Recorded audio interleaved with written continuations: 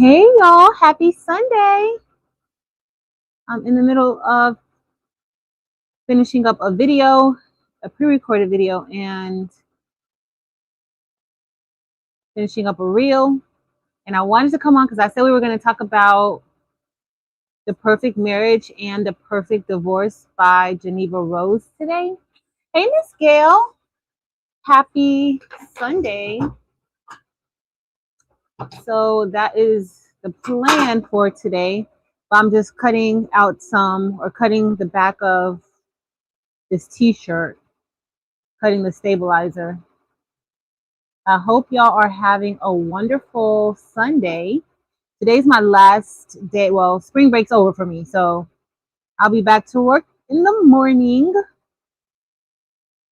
I already have lots to do tomorrow, so don't know how excited I am about that. I am happy to be going back tomorrow, but this is like the end of the year at this point.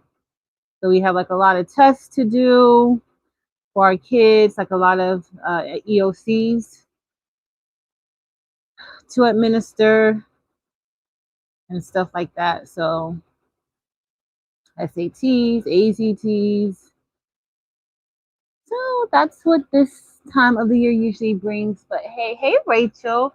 Rachel, good job today. You and Derica are a hot mess. If y'all missed Rachel and Derica today, they were having a race. Hopefully, can y'all hear me good over the embroidery machine? The embroidery machine is going. So today I am test stitching a few things out. I finished like 2 videos that I wanted to do. So I finished those. I have another video that I need to be working on, but I didn't do that one. I'll probably try to work on that maybe tomorrow. Oh, y'all. Happy Sunday. All right, let me end. Hold on, y'all. I got to end my video. I almost forgot that I was recording while I was talking to y'all. I'll show y'all what I made.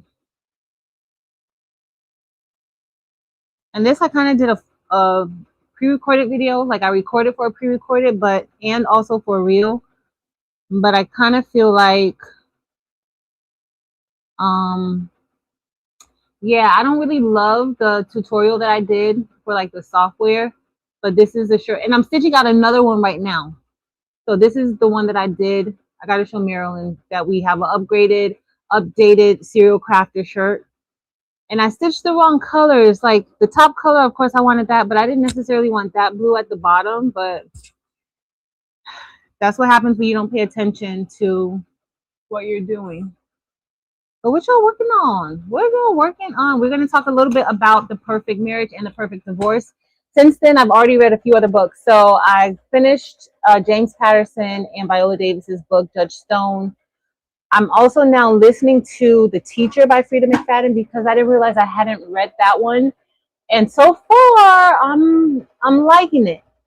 So we just got to see. I got my dinner. This is my leftover lunch snack pack from the fresh market.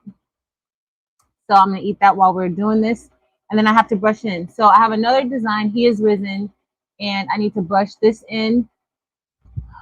I'm digitized that inside of Embroidery, but I need to make my satin columns, my satin stitches a little bit more narrow and risen, because when it's too thick, then it starts to get a little bit loopy, and the threads are not tight, and I just need to fix it. So, hey, y'all. Okay, let me see who's here. And then I had a whole bunch of stuff to talk about with y'all today. But let's see. Hey, Rosalind. Hey, Miss Rosalind McElveen. Happy Sunday to y'all. The commercial was playing over you. Which plan? Miss Gail, I don't even know what I'm talking about at this point. But I just have a few things. So I'm stitching this out right now again in a different color on that gray shirt because I just wanted to see the direction of my stitches. And yeah, and I'm gonna brush it in. Yeah, I got a lot of. Hold on, let me turn this because while we're talking, I'm also doing a short as well. So, all right. Hi. So I may be having some classes. Like I need to plan for some classes. I've been working on getting some classes set up on my website, like pre-recorded stuff that I don't have to necessarily do live classes. And I've been trying to see if, how that's all going to go. I'll probably still have that, but I am thinking of, I've talked to Marilyn and Dimps about this. I've been thinking about doing a school.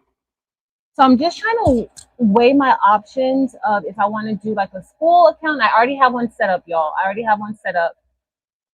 But it's not yet open. So I'm trying to think if I want to do like a school and then or just set something up on my website via my website for like a membership school type of thing. I don't know. Or if I just want to do the classes like the beginner bling design, advanced bling design, silhouette. I think silhouette needs to be broken up a little bit more. And for that, I kind of feel like that's not like it can't just be like a one-time thing. It needs to be like like a few months to go over. So maybe set up like 3-month cohorts of beginner silhouette classes because I feel like that would be better. But I'm just trying to figure out how I want to set everything up. So if I want to do a school, the school I'm gonna do, if I do the school, it'll be broken up into like an embroidery, like if you want to do embroidery, if you want to do bling, and if you want to do both. So if you want to just do like a bling school, that's $30 per month. Embroidery school, $30 per month. Or if you want to do both, I'm kind of going back between like $45 for both. But I don't know. I don't know how I want to really set it up because I'm not gonna be on school every day, and it's gonna be like a every other week type of thing. But I want to cover both subjects during those days. But also with the one that's gonna be like for embroidery and bling, like I would include other things in it too. Like it wouldn't just be embroidery and bling. But I'm just trying to figure it out. Like if I just want to have one basic, like one subject, that's it. So I don't know, but we would be focusing more so on like design, different concepts as far as like if we were to do bling, like maybe like a mixed media type of thing. Y'all got a whole bunch of ideas and not enough time in the day. And not enough time in the day. But I'm just trying to figure it out how I want to set it up. And yeah. And if I just want to do it through the website. I don't know. I don't know. But that's what I got going on, y'all. I gotta get wait, hold on. Let me see who else is here. Brandy. Hey, girl. Hey, Jesse. Hey, Kristen. Kristen.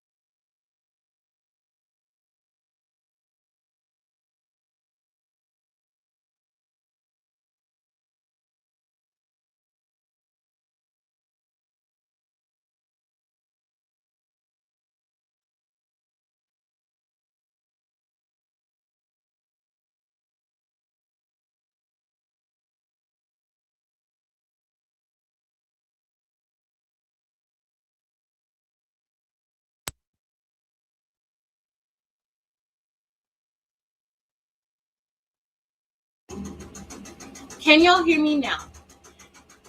Rachel, I'm giving up on these. I'm giving up on this, Rachel. I only put this on because you asked me if where it was the other day. That was the only reason why.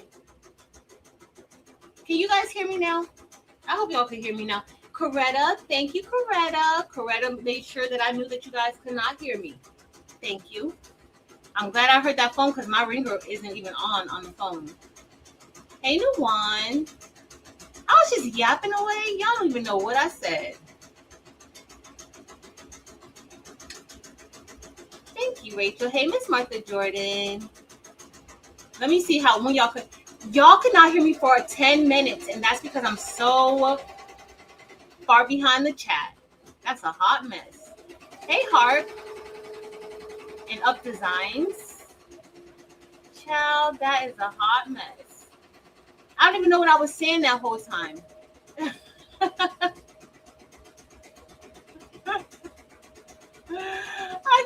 don't even know what I was saying. Y'all are hilarious. I don't even know what I was saying. Hey, Fab. Coretta sent me a message. And Rachel. Y'all know what? Y'all legit. Y'all are legit. And y'all staying here throughout the silence because I was just going on and on and on and on and on. I don't know what I said. Y'all know I don't know what I said. I think I was saying hey to all of y'all real good, and I think that's about it. Child, let me eat my food and call it a day. I don't know what the heck I was saying, y'all. What was I even talking about? I was just talking. What was I saying? Y'all heard me talk about school or my website. Did y'all hear me talk about doing live classes and then trying to move on to pre-recorded classes because sometimes people think that it's one-on-one, and y'all, I think I'm not gonna do one-on-one.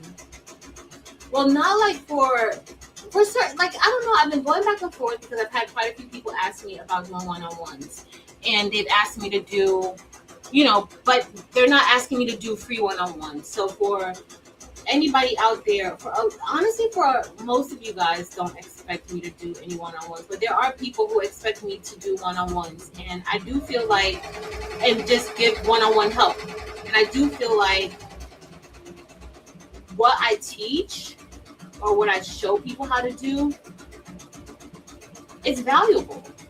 And it's not just valuable to you, but if it's something that you want to go and teach your kids so that they can do the same thing or make money, to have a side hustle, things that you can maybe teach your other family members and things like that, like it's valuable.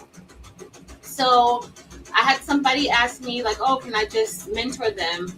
And I was like, well, I don't do mentorships at this time. And if I did, there would be a fee for it. And so they were like, well, how much would the fee be? And I was like, well, it ain't gonna be no less than $75 an hour for any type of things that we got to set up. And they were like, oh, well, that's a bit much. So a lot of the things that we do, even the classes, I feel like, if you take that, what you learn, and you apply it, like whether you want to do like digital designs, you can take that and apply it to create your own digital designs. It doesn't have to be rhinestones. It can be SVGs or anything like that. You can take what you learn and apply it, and you can make, money off of it. So for me, I feel like it's an investment, and I don't know. So that's kind of where I am. And just with the classes, like, I can't take the whole I'm distracted, can you show that again? That's just not, it just adds up too much time, and it's not fair to people who are paying attention. So, and I get it. I get it. So, we're in our house doing a lot of this stuff. So, you have kids, grandkids, a lot going on around you. I understand, but, there's a replay. Rachel, and that's at the minimum. That's on the low end. $75 an hour. That's on the low end. but like the expectation that you want mentorship and you want it to be free, that's my time. Like, that's why I don't like to do custom jobs, because if I'm working on something custom for somebody, even though, let's say I'm going to charge $300 to do a custom design, at least minimum.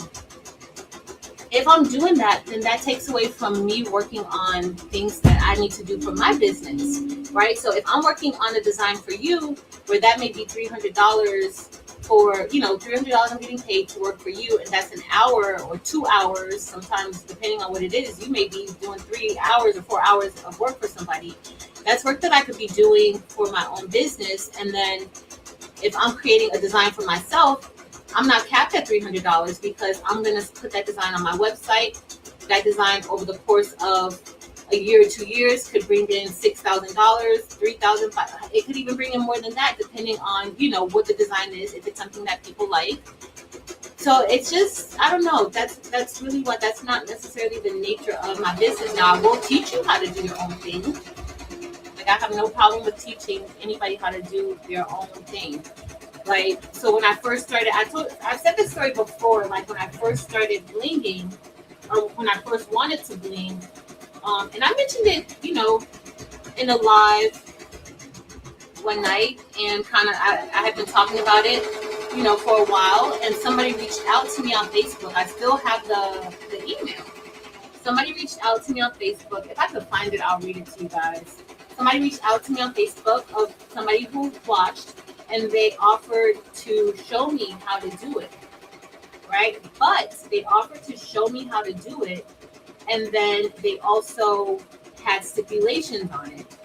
So I don't have stipulations on when I show people how to do stuff. I see people all the time taking exactly what I taught them and doing exactly what I do, or taking what I taught them and then having their own classes, or showing it online on YouTube, or doing all that thing. If you don't want to show somebody how to do something, if you don't want somebody else to take what you've shown them and use it, don't show them, right? So this is what the person said. Let me see if I can find it. If I can find it, yo, I may not be able to find it. Hold on. Like, what's the purpose? Like, like I feel like I like to give credit to people when I've learned something from somebody. Even if I've learned something from somebody and I've did my own spin on it, but I still saw somebody else do it, or I still learned something from them. So I will give credit when that is the case. Now, that doesn't mean that you can't learn something from me and take it and do your own thing and make it better, because that's what we want to do. Like, you take something that you learn from somebody and make it better. Don't take something from somebody and just do the same thing, like, and improve it. There's a lot of times I see people do stuff they learned from me, and I see them do something, I'm like, oh, you did that. Like, that looks good. So the person was like, I gotta lose my personal one. Basically, Patrice, I love watching your channel. Thank you so much for everything you show. I heard that you want to do hot fix rhinestones, you want to bling, and I know how to do it, so I'll show you how to do it. And so I was like, oh my goodness, thank you so much. Thank you so much for offering, to show me, because, you don't have to do that. I appreciate it. And she was like, the only thing that I ask of you is that you don't show anybody how to do it. I promise you guys, that's what she said. She said, the only thing that I ask of you is that you don't show anybody else how to do it. So I said at that point, thank you so much for offering. I really, really appreciate it. Let me see if I can find it. I want to tell y'all wrong. I want to tell y'all that I said something that I didn't say, so that you guys will, I don't want to be saying false things. Hold on, let me see what I missed. Hey, Miss Karen Knighton. Hey, Miss Merlinda. Hey, Rondrea. Hey, Barb. Hey, April. Hey, CC Sassy CC. Yes, custom jobs take a long time. and then I don't even like all the going back and forth with, you know, all the changes, like and a lot of times people don't really know what they want, right?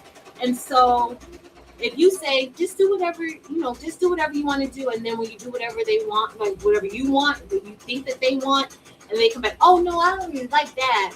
No, no, but you didn't have an idea, you didn't have any suggestions, you didn't have.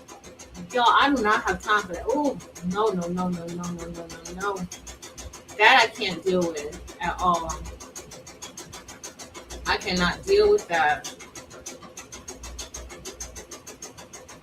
Hold on, I'm trying to see if I can find that message.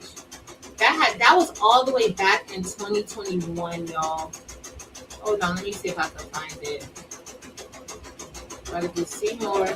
But the problem is that I get so many inboxes about rhinestones in my email that I don't even know where it's at now. It may be gone. I see one from 2021, but Miss Sandra, you've been rocking with me for a long time, girl. Miss Sandra Lewis. I got an email and message from her in Messenger from 2021 about a rhinestone template for the Michaels tumbler. Oh, I did a full wrap Michaels tumbler with Hot Fix rhinestones. I remember that. I don't even see. Let me see if I could go to Bling. I'm going to type in Bling to see if that comes up. Do a quick little search. See more. But yeah, it just takes a lot of time. And it might have been so long ago that maybe Facebook took it away or so. Let me see if I could find it on the actual Facebook. Hey, Shavana. Oh.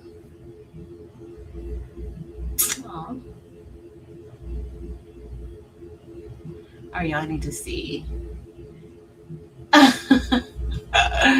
y'all listen, y'all are the real MVPs for even sticking around while y'all couldn't even hear me.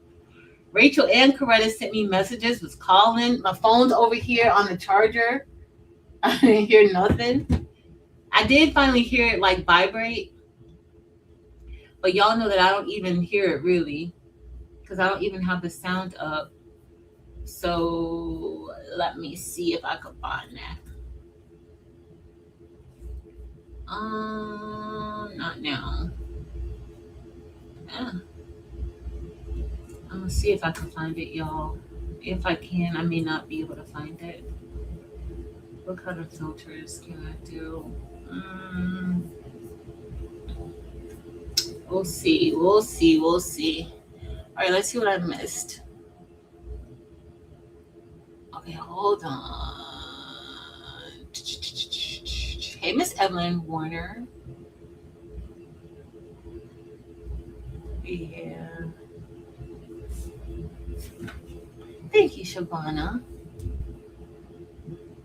I don't want to say the wrong thing. Like, I don't want to say, if I can't find it, I'll tell you.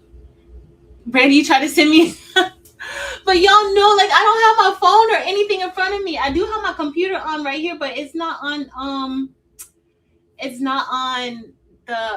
any of the social media sites. Now I'm on Facebook now, because I was working on like fixing the width of the satin stitch for Risen. Y'all, y'all know I don't ever check my messages. Yo, I'm so sick and tired of all these digitizers. Oh my goodness, do you guys get that? Like, especially for those of you who be posting online, you get like a lot of, if you post embroidery thing, oh, it's not just embroidery now. I get a lot of people who create bling designs, and they're trying to get me to use their service, like digitizing services, bling, and I'm like, it's crazy.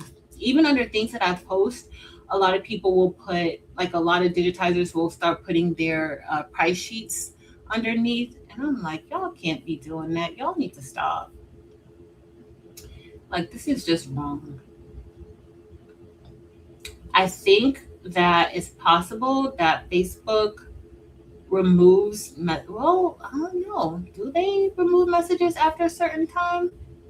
They might. They might. They might. I'm going to read it. Hey, Marta. IG, girl, it's like they don't stop. They never get tired. Like, they never get tired at all. Okay, the Cold Expo was fun. Scott Warner, Husqvarna sewing machine. What? That's good, Miss Evelyn Warner. Oh, that's nice. Hey, Robin's Creations. Hey, D. Smith. And see, this is the problem, though. This is the problem that I have. So I think last week we had like a similar situation, and then now if I take out the chat, like, so let's say if I go back and I just take out where I like my sound went out, that removes the chat. And then Miss Sharon Davenport, she likes to go back and read the chat like me. So I need to make sure that the chat is available. So I'm going to have to put a chapter underneath in the description just to say, skip to this point if you want to, if you want to hear the sounds. Because, honey, that was bad. Yeah. I think maybe that's just going to happen. Let me get this off of the machine. I'm still waiting for that to come up. It's just taking a long time for it to come up. So I don't know. It's like thinking now. Maybe I went back too far. I see Miss Sandra's comment, but I think maybe I went back too far. Hold on. Let me get this, y'all. Oh, my purple's not matching good. Yeah. I should have used my other. I have another purple that probably would have went better with this one, but this one doesn't look all that good. Uh-oh. I don't want it to drop. Where's my bowl? I have another design that I need to test out, but I'll wait to do it. Hold on, y'all. Let me cut this. So, y'all, we are going to talk about the perfect marriage and the perfect divorce in a few. See, I don't like the. I should have used. Let me show you guys the purple that I should have used with it. So I should have used. I think I do have. I should have used this purple with it instead of the darker purple. I thought that, I don't know, when I looked at it, I thought that purple was a little bit darker, but I think that purple kind of matches this one a little bit better. But I don't know. I don't know, y'all. I should have used that other purple. I'm not loving the mixture of the purple, so I'm going to have to see what kind of bling I'm going to put on it. I don't know. Not bad, but it's all right. I like mine better, even though I wish I would have did like a pink stitch for crafter, but it's fine. And I have the heat press on. I forgot. I need to brush in these stones. I'm trying to see if that will come up, but it's not coming up. So I'll just tell y'all the story if I don't find it. I don't want to tell y'all I don't really want to tell y'all wrong. Let me see if it'll come up again. I'm gonna have to see. Let me grab. I think I'm gonna go with maybe some gold stones, but darker gold, not brass, because that color looks really close to brass. Well, brass or aurum. You may go with brass. On the back of here, I'm gonna put a cross on the back. I gotta just see like my hoop, but I want to put like a cross on the back, and then make me some sweatpants to match it. That's my plan. Now, I be having all these good plans and no time to actually get the plans done. Have all the plans, all the ideas. All right, I got to turn on my, we're going to go with So he is risen. Should I go with the brass stones or should I go with like a purple-ish stone? I don't think I want to go with indigo. I think I may want to go with another color. Let me know what y'all say. Let me see. What did I miss? Oh no, they're a hot mess. Hey Kim, the educated natural. Listen, you haven't. I'm telling you, the last few times, I'm just like, it kept me in a, like the classes should not go that long. They go longer because I end up adding some things to it, but when they go longer because you keep saying like you're distracted and you can't, like, for people who are there and paying attention, it's not fair. Um, so it's just like, and then for me too, because that's just too much time. So I'm just like, yeah, I don't know. I don't know. I don't know. Or you like, everybody stays mute, but then you have people who get off of mute and then they're like talking and you got to hear them cough. Like they don't want their mics on mute. Like, yo, we got to do better. Like everybody does not want to hear you cough. Everybody does not want to hear you say, mm-hmm, mm-hmm, mm-hmm. My anxiety started getting too shaky.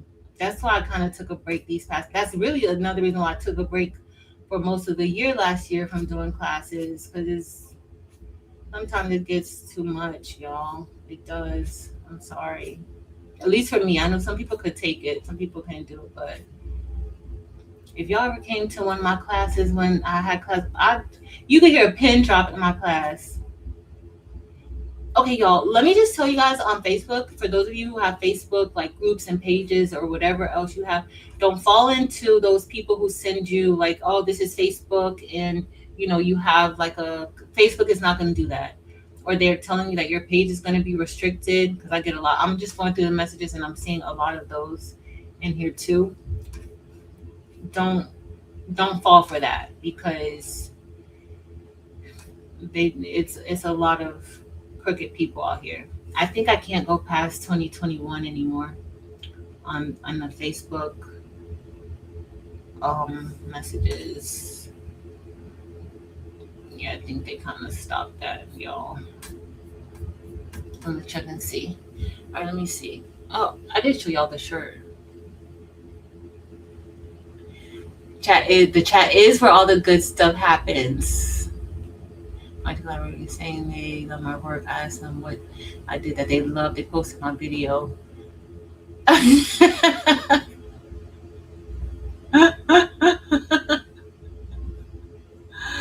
Look at Miss Sharon Davenport. Miss Sharon Davenport, you already know, girl. You already know. We gotta have that chat in order. We gotta the chat. The chat has to be available. It does. There's nothing wrong with that. There's nothing wrong with that. Okay, I can't get to that comment, so let's fast forward because I don't spend too much time talking about it already. So again, that person reached out, was very kind about reaching out when they heard that I wanted to do Bling. This is back like 2020, 2021. When I first like really wanted to do Bling. Like I was already doing Bling with flat back rhinestones on like tumblers and mugs and things like that. But I wanted to make shirts. And at that time, I had no idea of how to even get it done. But I was just making a comment on Facebook one time on a live, and I was saying how I wanted to do it. So somebody who watches, and if you still watch, hey, but somebody who watched at that time, they sent me a message saying, hey, I'll show you, how to do it. I know how to do it, blah, blah, blah, blah, blah. No strings attached. You help out a lot and I want to show you. So I was like, oh my gosh, thank you so much. That's really kind of you, to offer it because you don't have to offer to help anybody do anything. Thank you. We can definitely set something up so that I can learn. So then they sent a message back. Okay, perfect. The only thing that I ask of you is that you don't share this with anybody else. You don't tell anybody else how to do it. And so at that point, like it was a no-brainer for me. I responded back, thank you so very much for even being willing to teach me something that I want to learn how to do. I appreciate it. But I'm going to have to decline because the nature of my platform, the nature of what I do is to show people what I do and how to do it. And, I value your knowledge and everything, but I'm going to have to decline. But I do appreciate your offer to help me. You know, needless to say, she was like, okay, good luck, blah, blah, blah, blah, blah, right? So I don't have an issue with people taking something that I've done and doing it themselves because what's the good of knowing how to do something, of having knowledge of something, and it can benefit somebody else, but you don't share it and you take that to the grave with you. Like it's not even going to keep going on if you don't share it, right? So I don't have an issue with that. Like that's something that, and that's how I ended up just diving into Bling and learning. Majority of what I've learned, I had to learn that on my own. So when people come and ask me questions and I show something, but then they want step by step or very specific or this or that, I'm like, at some point you have to do your research. Like you have to look into things yourself. Like you have to be able to figure some things out. But a lot of times people just want everything just like handed to them. And sometimes you just don't have the time to do it. Like I know I don't really always have the time to, spoon feed everybody, but I can, tell you guys what I know. So that's how we end up here in this Bling universe. I just want to do it, and I had to learn. I had to learn a lot of this stuff myself, which is fine. It's fine. It's definitely worth it. Definitely worth it. All right, y'all. We gonna get ready to talk. Let me turn on my camera because I need to bling out my He is risen shirt. I'm gonna go with brass. Did y'all say I should do brass for it, or should I do? I don't think I should do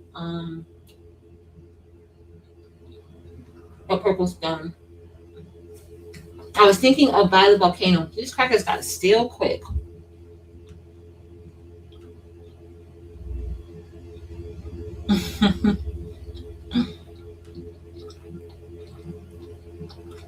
Are you working? Wow.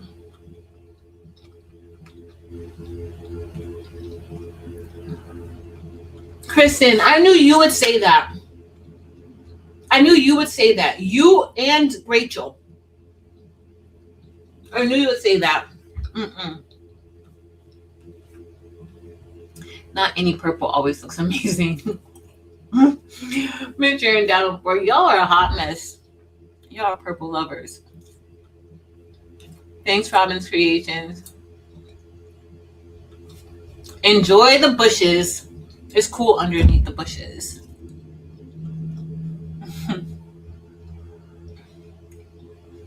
It was long boy apparel. That's a full day's work. 8 hours. It was long. Mm-mm. I don't think my Google Drive could even take that amount of video footage. Like too much.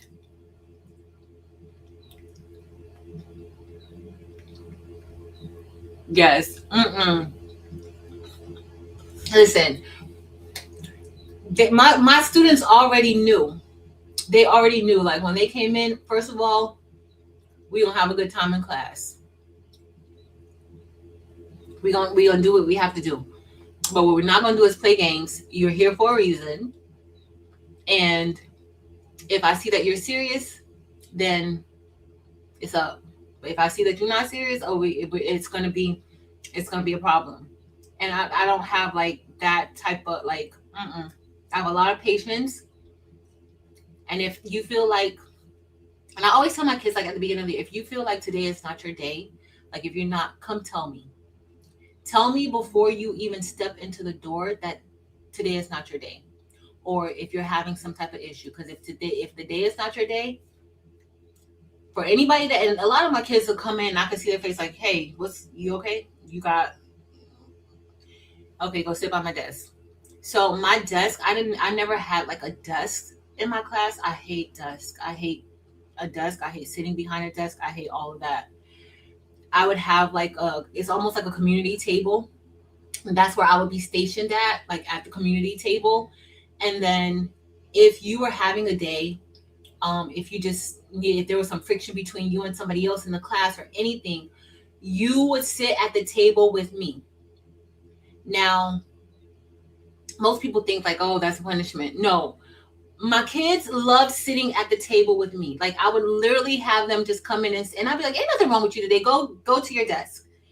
They would just want to sit at the table with me, just to get like that extra attention and just extra love and care. Like they would just want to sit at the table with me. Like it didn't even matter. At first, I had kids who would be like standoffish. I already told y'all about my student who he had he was in the special education program, but y'all know special education just isn't like students with severe cognitive disabilities like ASD or intellectual disabilities, cerebral palsy. Like there's that's those are the more like those students have even more special needs. But my other students with special needs who just have like learning disabilities, right? Maybe some type of learning disability, something else going on with them. And so you have some students who don't want to be labeled. They like they're older, especially in high school. They know what it means now. When they're younger, they didn't know what it meant. Now in high school, they know what it means. And so they don't want to be seen with you because everybody knows that you're the ESC teacher, that you're the special education teacher, right? And for high school, like what special education looks like, it's more so like you may be going inside of the classroom to provide services to the students, like extra reading services, or you may be pulling them out in a small group setting and you may be helping them with like any reading goals they may have, math goals they may have. In high school, I kind of feel like it goes more towards like actual work that they may have and getting them to obtain strategies to understand the work. So there's one student, y'all, but guess what? I can't get rid of him. I can't get to this day. He's graduated and gone about his business. I can't get rid of him to this day. So he would literally skate the wall. First of all, they all think I'm mean. So y'all get like the different. They think until they get a chance to like really know me, like we in this thing together. Because you're gonna get out of school, you're gonna get your high school diploma. You're not getting any certificates of attendance or anything like that. You're graduating. So he comes, I would go and try to see him, and he would not even look at me. If I saw him in the hallway, he would go and like skate on the wall, like if I was walking past. And so I would be like, I'm not paying any attention. Like, you don't have to worry about me. Like, and then he had a broke arm. So one arm would go on the wall and I'm like, you gonna break that other arm as tight as you hugging the wall. So that it just went back and forth like that, where he didn't want any parts of me until one day he was getting in trouble. And everybody knows that Miss Wilson don't play about her kids. I'm going to step to administration if I see one of my kids in the hall, if I see one of my kids in your office, if I see them sitting waiting I am going to step to you. What did they do? Why are they in here? I'm gonna take them to back with me. So he was in trouble. I go into the office, he's sitting at that table, and I look up. I'm like, what are you doing here? And he was like, man, they tell me the problem. So I go and hug the wall. I'm like, what you want me to do? You want my help, or should I just hug this wall? Like, which one you want? He just could not do nothing but start laughing. Like, tell me which one. Do you want my help, or do you want me to help the wall over here? Like, which one do you want? Y'all, I could not get rid of him since that day. And I still cannot get rid of him. So I don't play about my kids. Like, at some point, they understood that I'm in business. My heart is very soft. I have a very, very soft heart, but I also don't play that. Like, you gonna get what you're supposed to get while you're here. That's what you're gonna get. Oh, hey, Donzel.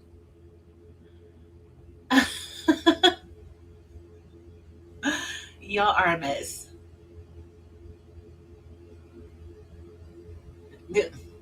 Listen, Rondrea. Listen, hey Jess, you gotta be on point, Dylan. Especially these kids these days. You gotta be on point because these kids these days know a lot, a lot. All right, y'all. Let's talk about our book. Okay, let me see how many of you guys read. Hopefully, you guys are ready. Just know, spoiler alert, we're going to be talking about The Perfect Marriage and The Perfect Divorce by Geneva Rose. Y'all, I gotta do my video too. So we're gonna talk about it. So I did take some notes for us today because I think I'm gonna go with brass for it. For the He Is Risen. And then for the Serial Crafter, what color should I go with for Serial Crafter, y'all? The one on with the purple, the gray and purple. Should I just do Icy Crystal AB for it? It's a medium shirt. I'm gonna just give this away because y'all sure y'all gonna like this? I don't know. I got cheese chunks, y'all. I got cheese cubes. Things like this make me happy. This is my dinner, y'all. So, and I got some grapes. Came from the fresh market. I ate some of it yesterday or day before yesterday, and then I'm gonna eat whatever now for dinner because I gotta record. Sorry, y'all. I gotta eat the rest of it. Icy Crystal does not steer us wrong. Hold on, let me see. I'm gonna start brushing in a second.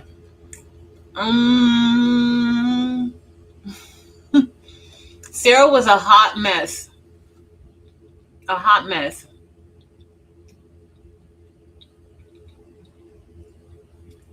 Brandy. One of my kids, his mom told him, if something happens, you go find Miss Wilson. No matter what. If something happens, you go find Miss Wilson and we'll figure out what to do. Like, we'll figure out what's next after that, but go find Miss Wilson. So it didn't matter who said anything to him. His whole thing was, I'm going to Miss Wilson. Well, I'm going to Miss Wilson. You don't have to let me go to her. I'm going to her. That it was a whole thing, and he did not play. His mom did his mom, and so the first time it happened, I got all security following him, and he's coming into my classroom, and I'm like, wait, what happened? He said, I got my mom on the phone. She told me to come to you. Because he was a hot mess. He said, I got my mom on the phone, and she told me to come to you. So then the mom was on the phone. I got security in the back. I'm like, wait a minute. And that's just because she knew, like, his temper, like he had ADHD. He had a lot of different things going on with him. And so she knew. And so she was like, because he had, and honestly, his turnaround throughout the 4 years that I knew him, the way he started out in ninth grade, he was a completely different person in 12th grade. That's another one of my forever kids. His mom was like, that's my family. Like, she calls me and be like, you talk to your son?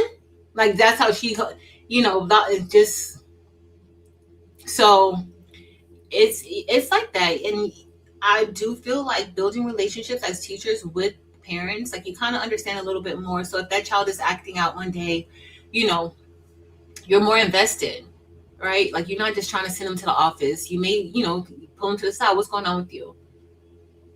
Like, I would, my kids knew, like, I'm not going to send you to the office. It's rare. I don't even think I've ever sent a student to the office. I've never sent a student to the office, ever. First of all, they already know, don't come in my class fighting. Don't come in my class doing any of this stuff. I don't have time.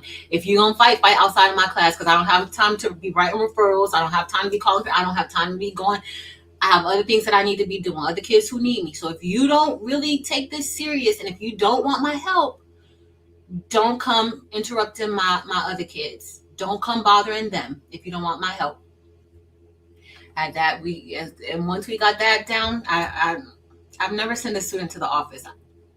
I've no ever. I only told one student one time to get out, and then when he was like walking out, I was like, no, sit down. Like it's not.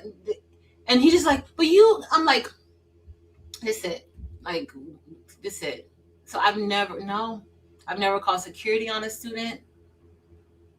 Like never. Like we gonna figure it out. And if anything, that's why it's important to get to know like the parents, because when you know the parents, then let me call your mama, because you. And it's half the time kids be like, well, let me call your dad. I'll be like, let me call your daddy. And they'll be like, no, Miss Wilson, don't do that. Don't do that. Where the pen at? I'll work. That's all it took. That sounds healthy. That sounds healthy. What should I say? The first time I went, oh, Shavana. Shavana, listen, it takes a very special person to teach the littles. Okay, it takes a very special person. That person is not me. I have to do high school. The lowest grade, I used to think I wanted to be a second grade teacher, but no. The lowest grade that I've taught is sixth grade, because I was doing middle school. And that is a whole lot. So high school, those are my people. The high schoolers, those are my people. So, but you just gotta find something definitely detached. Like once you're done with your school day, detach. Put your mind on something else. Don't even think about what you have going on with, at the school. That helps. Because I don't even know what to tell you about the little ones. I don't know, Shavana. Yes, it is. It is. It's very peaceful.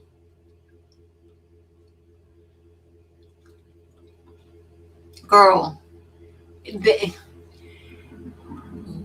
a lot of times the parents need somebody else to be able to talk to the kids too. And it's not that they don't have good relationship. It's just these kids nowadays, there's so much influence going on from so many different places. And being in the school, we see a different side of your kids than you see. So we kind of see, them, how they act socially. We kind of see different little things that they do. We can tell when we got a little narcissist on our hands. We can tell all of that. We can tell all of that. So sometimes the teacher, like if you can make a connection with the teacher that's teaching your kids, most teachers, good teachers, aren't calling you, telling you all of your kids' business. If it's something that's gonna be harmful to them, I usually talk to the student, and then I'm like, okay, I'm gonna take you to either the social worker or to the school counselor, and you need to figure what's going on out, and then proceed from there. Like usually we want it to be something like the kids are saying, talk to the parent, but that's the best thing that you could do. Definitely don't fight in my class. First of all, you better not break anything up in my classroom. Trying to fight. Don't even bring it to my door. I don't want to see it. I don't want to know about it. I don't want any of that stuff. My kids will come try to show me stuff on their phone. I always tell them don't. And so they already know when they go, oh, Miss Wilson, no. And so sometimes they'll still do it. And I'm like, I don't want to look at anything on your phone. If I see anything, and I always tell them, if I see anything on your phone, you want to come show me something, because a lot of times the kids do get like super comfortable.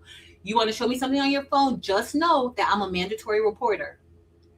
I'm a mandatory reporter if I see something on that phone. So just, you want to show me something, just be ready to know that at any given moment, Miss Wilson is going to snitch.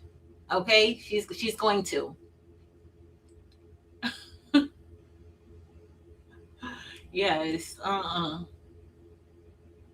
Miss Eleanor, you like third grade? I thought I wanted to be a second grade teacher, but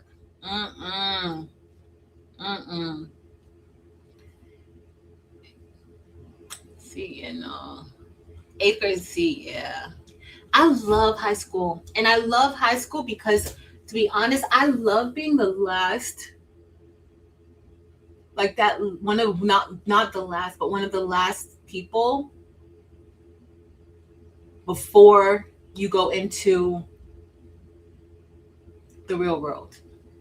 Like I love being, because I feel like, a lot of times like I'm asking the kids like, what do you want to do? Like, where I am, like a lot of the kids, they're not really interested in college and they're not trying to go to college. So like, okay, what do you want to do? Like, okay, here's some trade schools. Like this is my favorite thing, like finding out or helping them to discover like what they want to do post high school. It's my all-time favorite thing. So that's why I like high school. That's why I like being one of the last people to, I want their last experience in school to be good. And then I also kind of warn like a lot of my kids, because they have IEPs, like all of my kids have IEPs, the ones that I'm responsible for, they have IEPs. So I always tell them, you've had the protection of this IEP up until now. The moment that you get that high school diploma, if you don't defer your diploma, the moment that you get your high school diploma, all this stuff that you had in school is done. Like it's you don't get any of this stuff anymore. So we need to plan for that. We need to plan for when you don't have access to this. So like I start gradually weaning them off of like certain services. Like, okay, you were going to your support person 3 days a week. Now we're gonna bring that down to 2.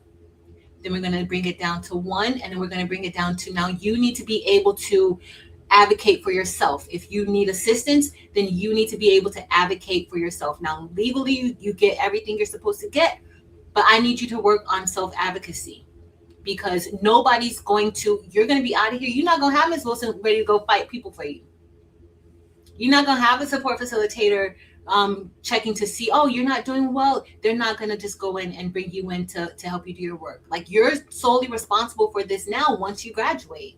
So I kind of like, I want them to realize that, because sometimes, people don't realize that, hey, I do get a little bit extra because of my disability. And a lot of people, when you get out of school, when you're done, companies aren't really looking at that, and they could care less. Unless you have like a documented other outside of like a learning disability, that's different, where you can get like supported employment, you can get different things like that. But for a majority of the kids that I teach now, they don't have those types of disabilities. So you are expected to go out there and handle your business. So that's what I have, those types of conversations with my kids. And then a lot of them do figure out like what they want to do. Like I had one of my girl students, she called me and she's like, Ms. Wilson, I'm finally gonna go to school. And I'm like, well, I've been telling you, but to get legal. So she's been doing nails out of one of my other children. She's been doing nails, and she does nails amazingly. Like she was doing nails while she was in high school without a license or anything. So all throughout school, I was like, you need to get your license. You need to be legit. You don't need to be doing nails. She has a whole setup at her house. Her mom let her set up because that's how much money she was bringing in doing nails. She was doing pretty much all the kids' nails at the schools, even some of the teachers, some of the staff at the school, she was doing their nails. And I told her, I'm like, you need to get legitimate. And so Terrell had even found her like a program that she could go to at one of the tech trade schools to get her certification and, everything like that. I'm like, you can't have a business and not really be in business. Like, where you gonna get yourself caught up and you're gonna get yourself in trouble, especially trying to do somebody's nails without a license. And then she called me and she's like, I finally took your advice. Mind you, this might be her third year being out of school, and we've been telling her this for every year I have this conversation with her. And so finally she called me maybe like 3 months ago, and she's like, I'm finally doing it. I said, this is outside of, so me, Terrell, and Flip. For those of you who don't know Flip, if you are ever on Patrice on Craftabilities, you know who Flip is. We all agreed to pay for her to get her, like, to go through the actual courses to get her certification. All 3 of us. And she was like, no. So she went ahead, she signed up, and then now she signed up, not with us though, But Terrell was able to help her like go through, like they had some scholarships at that particular school she was going to. They had like some scholarships available. So he was able to help her get some scholarships. So her cost would be drastically reduced. So that was a good thing. But y'all, these kids are a hot mess. All right, let's get back to our story. So we started and then hey Felicia. Oh, let me see what I missed. Harps teaches adults, and I'm still firm but caring. Yes, you'd be surprised how some act even. Yes, yes. I see here a lot. It doesn't stop just because they. Yep, it doesn't stop. That's true. That's true. That's so true. Yeah.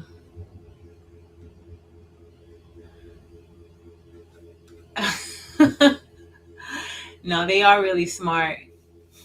It is true. It's true. Not all want. And a lot of times, like sometimes, college from the time things have kind of changed a little bit in my area as far as like just pushing college. Now we're still going to push college, right? But we're also pushing being realistic with yourself. You always have the opportunity to go back to college if that's what you want, or to go to college if that's what you want. But if it's not something you want, if you're not really sure yet, like we always talk about like the different trade schools, and which I love the school that I'm at now. Y'all, I'm at an alternative school, and I love it because now next year we're going to have like even more certification programs on campus that the kids can get their certification while they're getting their high school diploma too. So I'm absolutely loving that, because a lot of times these kids don't really know what they want, or some of them know that they don't want to go to college. So I get a lot, oh, I'm not going to college. So then, okay, let's find something else for you to do. Now you don't want to go to college, but let's look at some other trades, or other careers that you can go into that's going to be able to support you and your lifestyle, right? Because I don't want to see these kids on the streets doing anything. And so I always tell them, like, listen, you don't want to end up in that place. Okay, trust me, you don't. The kids that are there now, they don't want to be there. They don't want to be there. So, and I don't know if anybody ever told them that they didn't want to be there, but they don't want to be there. So, before they got there, if anybody had that conversation with them. So I always tell them, you don't want to be there. I had a mom come in, she was so upset. The kids gotta, you gotta be realistic with kids these days. They see a lot of stuff on Instagram, TikTok, and they think, life's a certain way. And it's almost like our character in the book, right? Sarah. It's almost like Sarah. Sarah portrayed herself as this powerhouse, somebody who had it all together. She was married to her husband. What was her husband's name? Adam? Yeah, we're talking about the perfect marriage. Adam was her husband in the perfect marriage. But she acted like she had everything together. She's an attorney doing so good and everything like that. But she was not who we thought she was, especially at the beginning. So a lot of times we see people and, we see, oh, they're doing so good, or, oh, they're looking so good.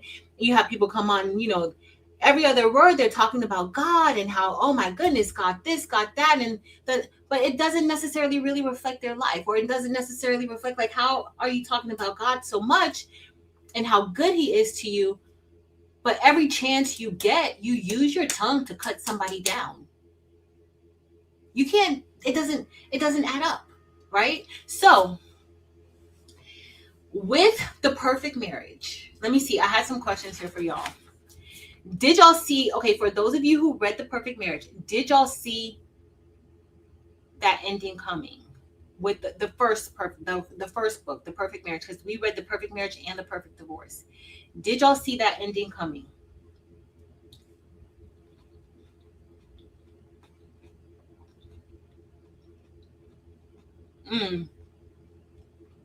Yep. There are so many twists in the book. Rosalind. Okay, so the perfect marriage. The main characters were Sarah, Adam, and Kelly, right? And then we learned later that Kelly, her actual name was Jenna. Okay, Adam and Sarah married, right? Seems like they have a perfect life. Sarah's a successful attorney. Adam is an author, or he's trying to get his writing career off the ground. Not really. They live in Washington. They have a lake house in Virginia, and that's what we know about them, right? From the beginning, though, I can kind of see where Adam might have been a little bit like over Sarah a little bit, or just feeling inadequate, right? And a lot of times in life, like sometimes you can make people feel inadequate. Sometimes you know that you make them feel that way, and sometimes you don't know that you're making them feel that way. That's just the person how they feel. But at 100, after reading both books, I 100% know that Sarah knew how she made Adam feel, and like I feel like that, like her actions were very much so intentional. Kristen thought that. So Kristen, you weren't expecting it. Robin's creation wasn't expecting it. Sharon Davenport, nobody was expecting it. So Kristen said yes and no. Brandy said she definitely saw that end coming. So I kind of saw it coming. I kind of saw it coming, and I didn't see it coming all at the same time. I just didn't think that Adam was so dumb to have her be his attorney. And let me just tell y'all about Adam's mom. So Adam's mom, what's her, Eleanor. The back and forth, like how she did with the first person, like it was going from Adam's story to Sarah's story, kind of back and forth. And then that whole call that Adam had with his mom at the beginning and everything, I kind of was leaning towards Sarah's side as far as being, okay, his mom is just something else, right? His mom is just, But his mom actually knew who Sarah really was. Not in those terms, but mom's discernment was on point. Mom's discernment was on point.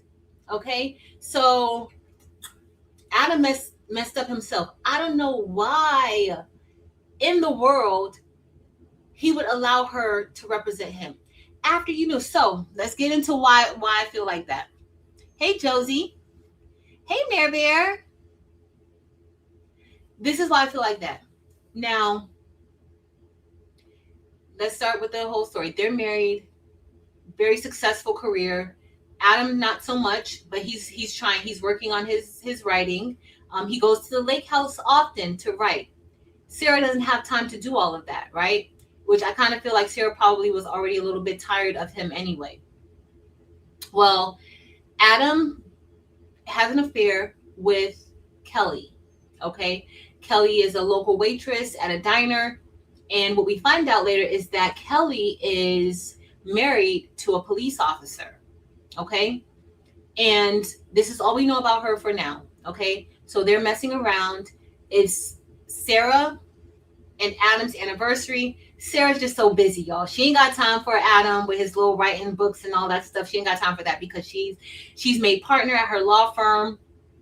She has a little bit of a beef with Bob because she made partner before Bob made partner and all this other stuff. Now she does have an assistant, and I kind of felt like I was a little bit disappointed in this part, y'all. I was a little bit disappointed in the fact that the assistant really didn't have much to do with anything, but she was in the book. Like she was like, I felt like the assistant should have had like some type of role in something. Well, she did play a role in being an alibi for Sarah. Let me see. I gotta scroll down and see if I missed something, y'all.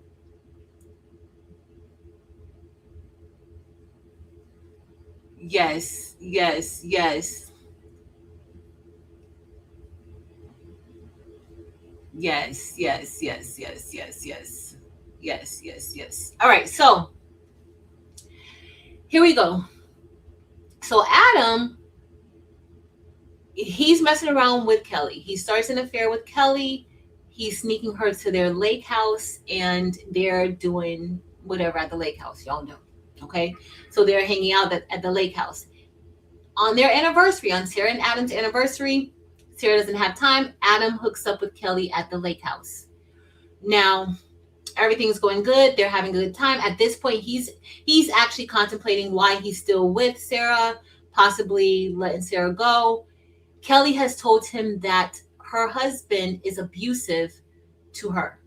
Okay, the husband's abusive, right? This is why she's where she is now.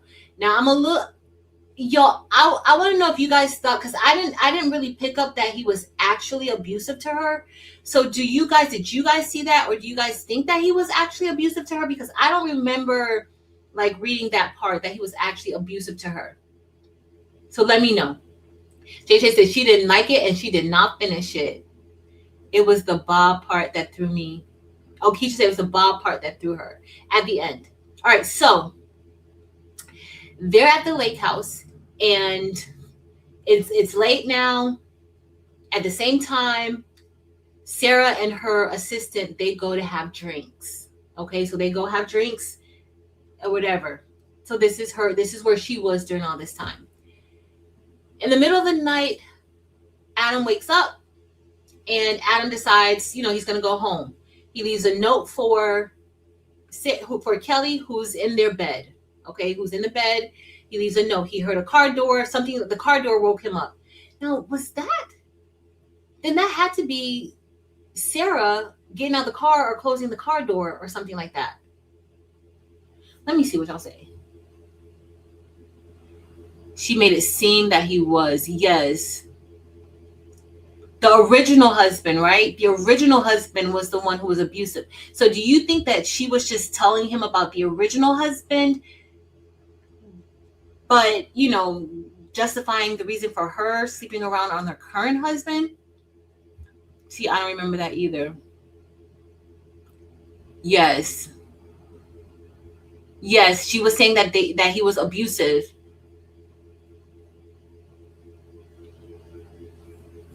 Let me see. Later, Evelyn Warner.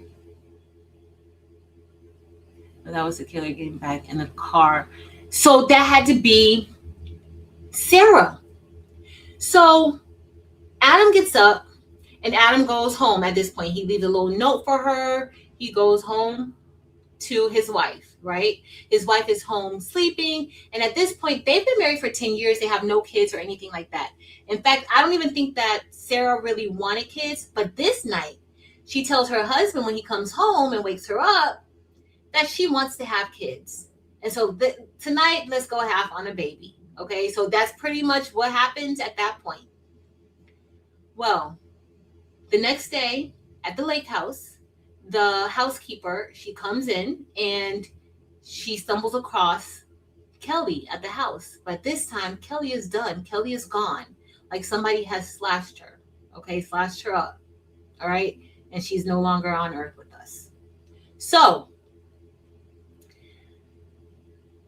now there's an investigation. Okay, so now there's a whole thing. They go and pick Adam up. The police picks Adam up, and he's arrested. They're asking him questions or whatever. Now they got to call and let Sarah know, hey, your husband's been arrested. This is what he's been arrested for. He's sleeping with this lady, blah, blah, blah, blah, blah, blah, blah, blah, blah, right? He was sleeping with her. And guess what? Now she's, hold on, y'all. I just got to make sure I'm recording. Now she's gone, okay? Adam, she goes in. Now she's ready to defend her husband, right? She's hurt, heartbroken, but she wants to represent him. How many of y'all thought that was like, Adam, now your wife just finding out that you were sleeping around on her, right? Your wife just found out that you were sleeping around on her. And the first thing that she wants to do is defend you in court. Tell me if I'm the only person that thought that was weird, that thought like, girl, now you shouldn't even, come on. You should have did better than that. Now that part of the book, I did feel like, Geneva, come on. Like, especially for this particular character who was such a powerhouse, so strong, very proud, worked hard. You know, her mom was on drugs. I think when she was a kid, her mom might have passed away from that too. Like it was, well, she didn't, because we find out later that Sarah was the reason why her mom did not make it to more birthdays, right? But I just didn't think that that made much sense to me. Like I did feel a little bit like, girl, you ain't do right by us on this one. You didn't do right by us. Let me see.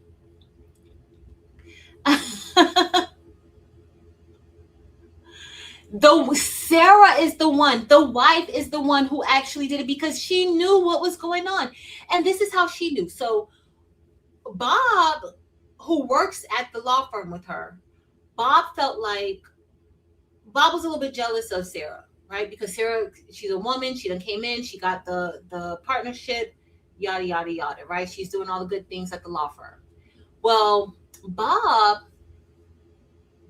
his brother was married to Kelly previously. Kelly's real name is not Kelly. Kelly's real name was Jenna.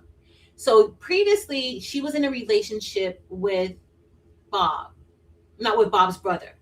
And apparently, Bob's brother was supposedly abusive to her. At that time, we thought that Bob felt like Kelly, not Kelly, felt that Kelly was the one that killed his brother. But she wasn't.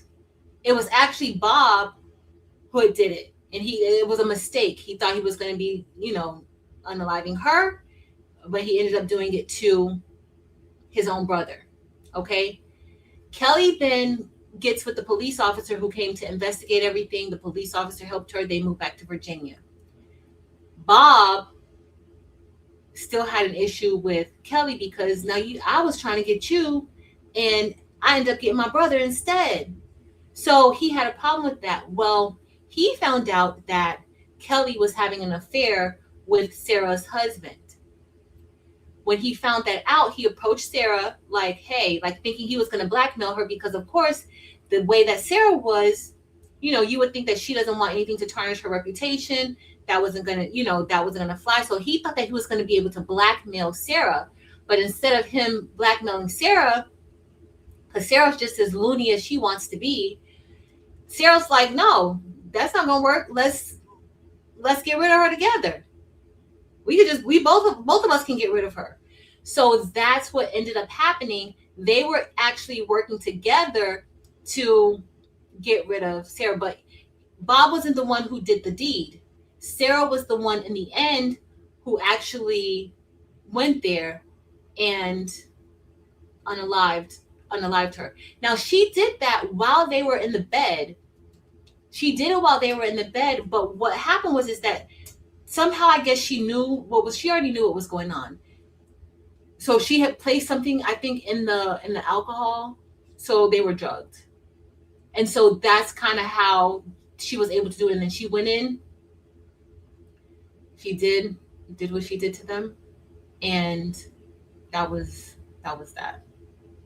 So that's what happened. But she framed her husband for it. She framed Adam for it.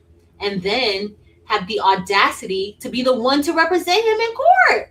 And he, like I could not even believe that he allowed that. His mama was trying to tell him, but he didn't listen to that mama. Good night, Miss Ruth. Enjoy your cruise. You probably already gone. Yeah. It was a lot. Crazy.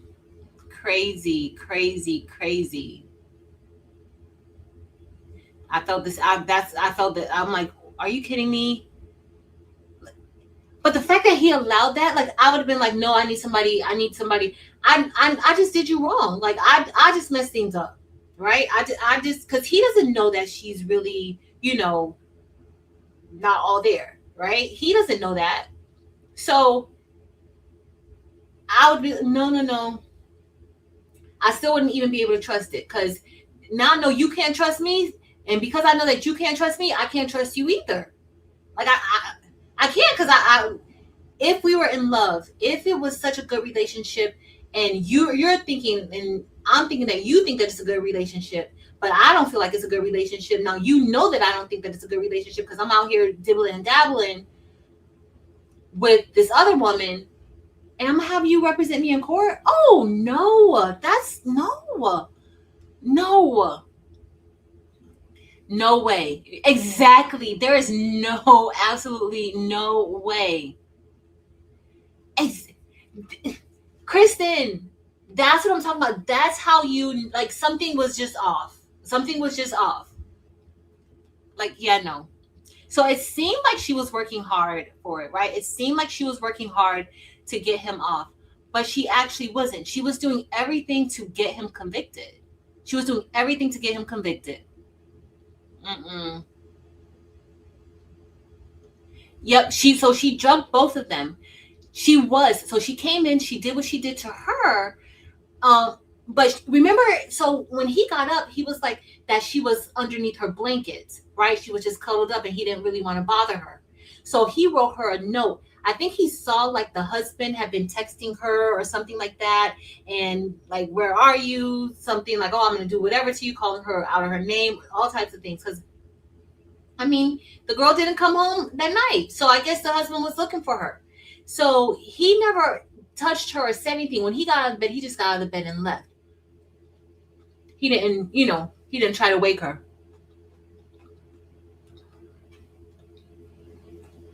And she was home when he got there. So this is what I think. So remember, so she came in, they were drugged.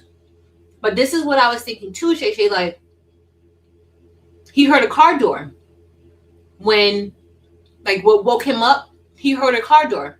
So he got up. I guess he went downstairs or wherever he went. The car maybe was already gone. He was thinking that it was the husband that might have been outside or so. But then I guess when he looked, I don't think he saw anybody outside. He didn't see a car or something.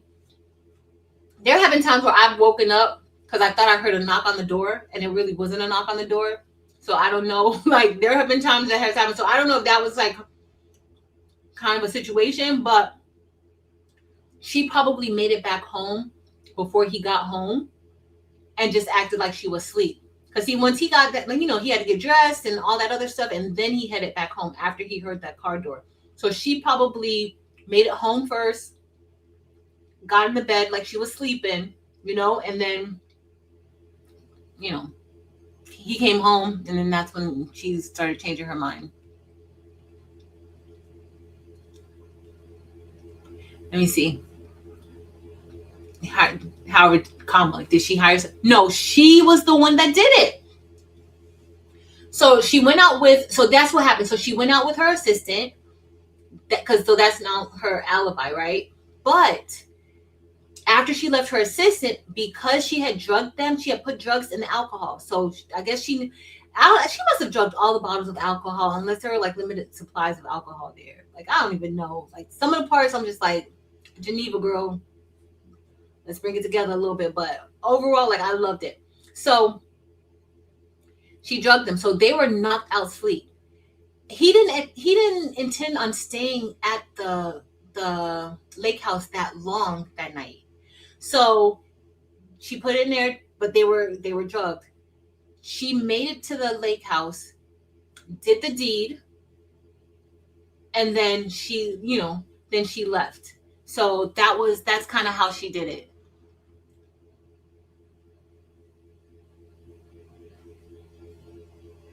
Yes, the second book you find out like all the stuff. Geneva Rose is done. Listen, I enjoyed the book, but I enjoy stuff like this, like stuff that has me puzzled, like, and then I start making up my own scenarios with it. So that's kind of how I did it. But I loved it. Like, I ended up going and reading The Perfect Divorce like right away. I loved it. I loved it. And y'all know who recommended the books to us. So Shamika and Stacy. And I enjoyed it.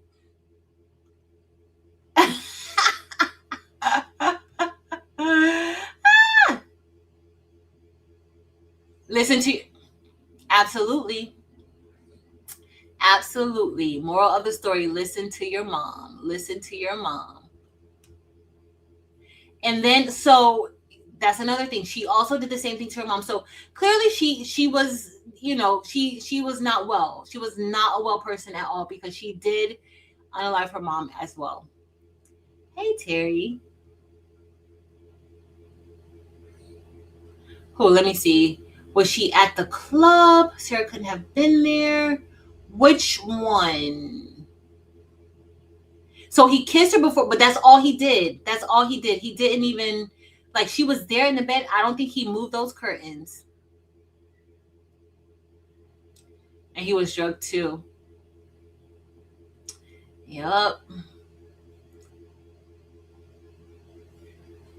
Lakeisha said, how you drug two grown adults at a time when you're hours away at work all day and then brutally off someone. Then you are out partying with your sister and you made it home before him. Keisha, you don't look at true crime, do you?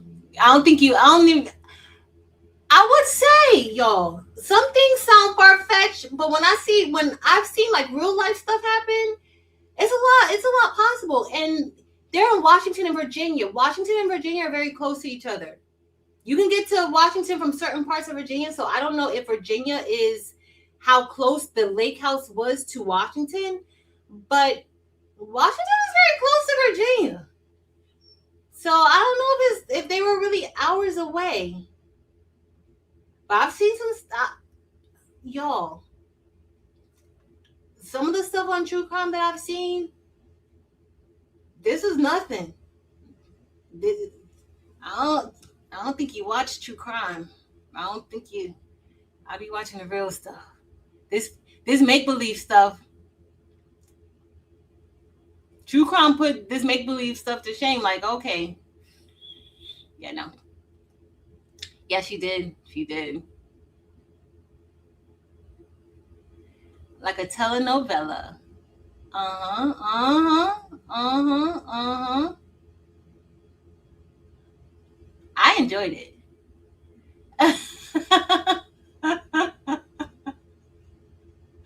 I can't. Y'all listen. They are very close. Yes. Yes. Yes. Yes. Yes. Yes. Yes. Yes. Yes. Yes. Yes. Yes. It's listen. When I go, like when I've gone to Washington and I have family in Maryland, like it's just, and then you go to stay in DC. You stay in one part of the DMV. I grew up on. Oh well, then, Keisha, I'm gonna need you to act like you know. Then I'm gonna need you to act like you know that people can do some crazy stuff. So yeah, you can poison somebody's stuff, and you just expecting it. You just expecting it to happen. You waiting for it.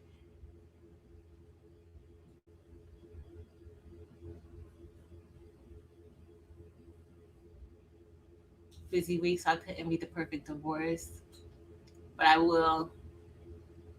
All right, so let me see what questions I have for y'all. Let me see what questions. Let me see. Let me see. Um, we already kind of talked about it a little bit more. So at the end, this is what happens. Adam was convicted, okay, and he was put on death row. Okay, he was convicted of what happened. Now, there was another set of DNA that they found at the scene outside of just Adam and the girl. There were like three different DNA samples that they found. One of the DNA samples was actually one of the officers. So apparently, this is what was kind of getting at me. Like, was she with that officer? Like, they had to be together before she made it there to the lake house with Adam. So that makes me think that something else was going on. She just had a lot of other things. Kelly had some other stuff going on with her. I don't know what it was, what was really happening. That's what kind of makes me feel like, was the husband really abusive to her? Like I wanted to really know that. Like, was he abusive, and that was not ever really answered. So that's my only thing about that particular part of the story. Now, at the end, poor Adam was screwed over. He let his wife defend him. He shouldn't have. She did everything because certain things that she should have been fighting for, she wasn't fighting for it in court. Even though it appeared as though she was working hard, she really wasn't. And she wanted him to be convicted. Because of course, you screwed me over, you got to pay for it now. So he ended up getting convicted, ended up going on death row, and at the end of the story, by this time the story goes on, we don't know. Everybody doesn't really know the extent of her involvement in what was happening. Well, guess what? We found out at the end, because 10 years later, it's now time for him to have his day. Okay? And she goes to see him. She doesn't divorce him. Why y'all think why y'all think that she didn't divorce him all that time? Oh no, he wouldn't give her the divorce, right? She wanted to divorce him, but he wouldn't give her the divorce. I don't remember that part. I think that's what happened. I think he wouldn't divorce her. Hey, Dempsey Boo.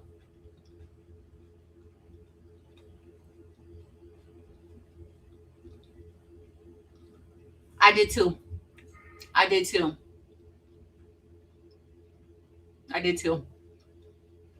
That's what I was waiting for. But clearly the sheriff, he had something going on with Kelly. So let's rewind back again. So why everything worked in Sarah's favor is because the sheriff also didn't want it to come out that he had been sleeping with her as well, sleeping with Kelly as well. So I think the sheriff he didn't know that he was helping Sarah, but he helped her because he didn't want his dirty secrets to come out. All right? That's kind of how I feel. Like he didn't want his dirty secrets to come out.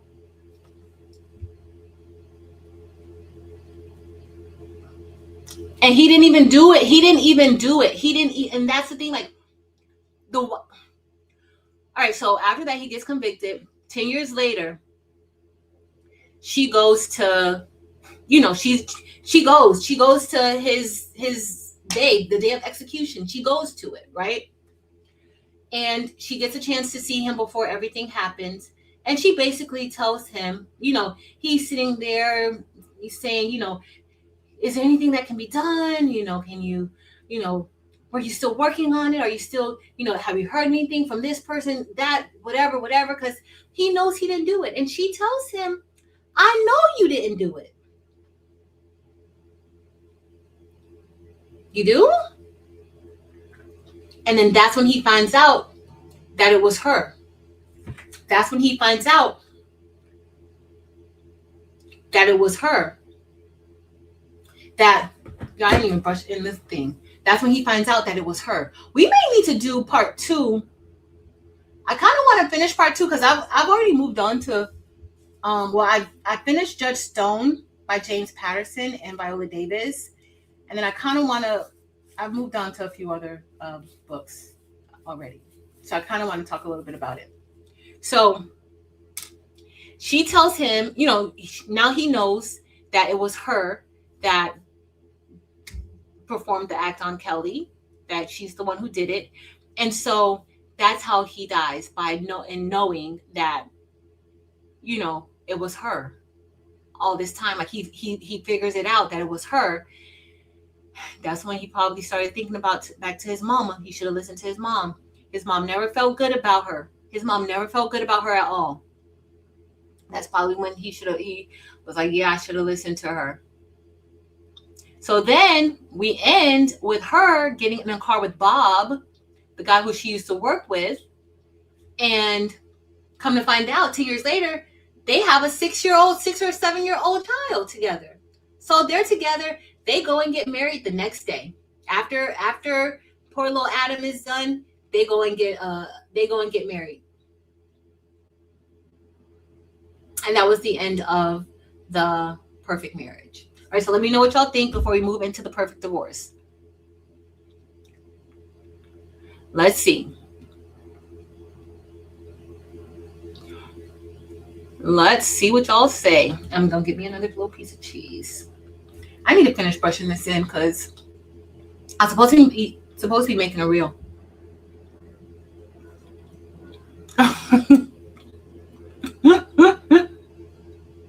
Uh-huh.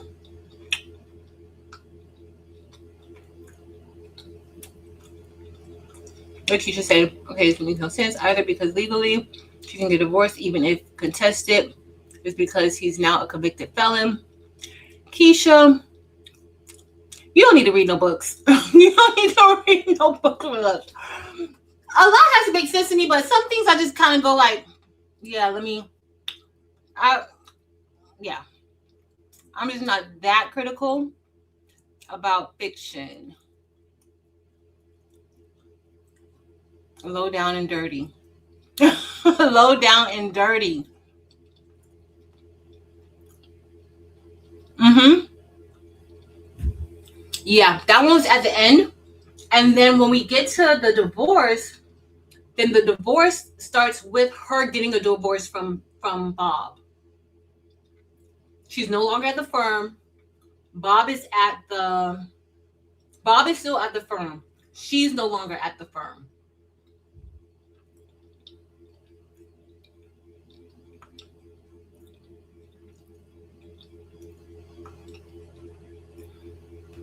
I couldn't stand Bob. Why did she even marry Bob in the first place? Like that was how did she even get involved with Bob? I love a good telenovela with drama like that. And y'all know telenovelas don't even be making sense half the time. Like the soap operas, sometimes it'd be like, bro, it'd just be juicy.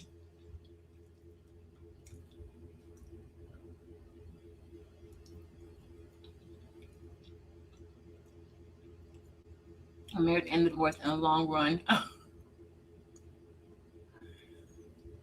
Yes. Yes, yes, yes, yes, yes. We got Shay Shay and Keisha wants it to make some sense for them. Totally understand. I totally get it.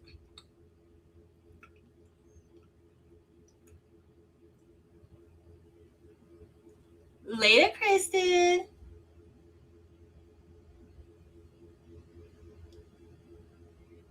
Keisha, Shay Shay said it was way too far out there for her. And then Keisha said, it lost my interest, Miss Sharon Davenport. It didn't lose mine. That's why everything is a matter of like preference. Like I know that you've been saying it from the beginning of the live that you hated the book, but there's certain parts of it I was like, child, y'all know this is a hot mess. And then there were parts that I just could not put it down. I finished that book in like a day, not even a full day. I finished that book.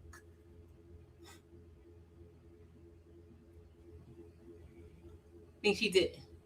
So she had. So why do y'all think she opened up the nonprofit? Why? Why do y'all think that she opened up the nonprofit? Was it just so that she could stay in? Because those are her like. She's a felon. She's a felon. So maybe she just felt like those are her people, and she needed to open up something so she could be close with her people. What y'all think? Is that why? And then she's married with Bob.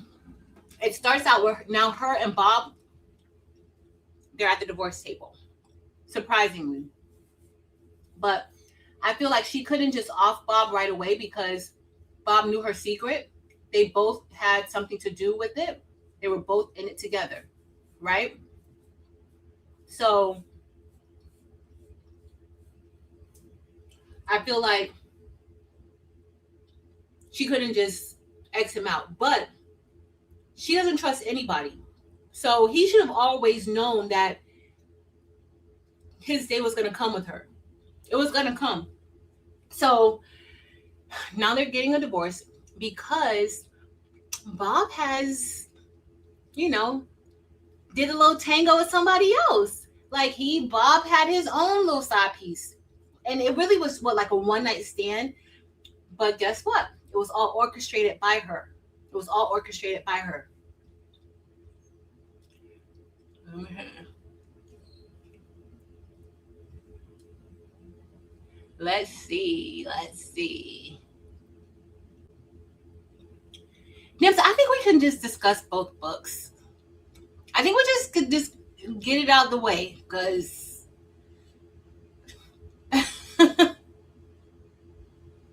she married for a big plan she had in the end. Yeah.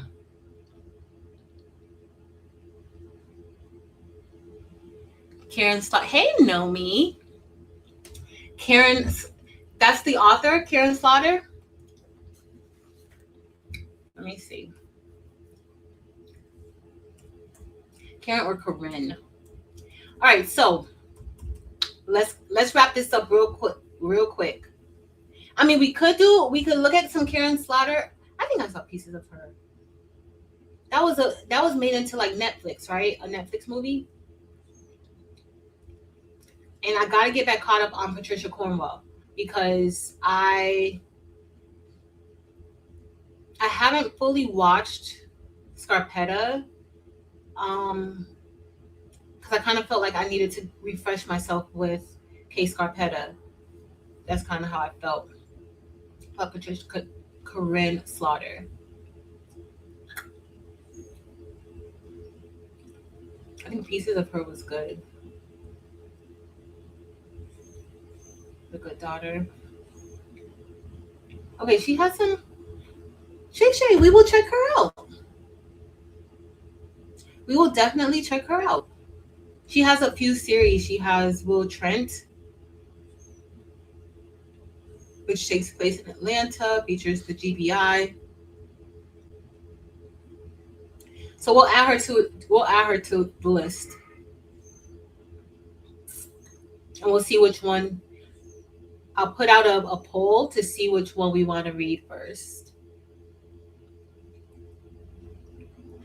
She has a lot of books, but she has some series. I don't know if you guys want to look at some series first. Like we can do. She has the Will Trent series, the Grant County series, and then she has like some standalone books.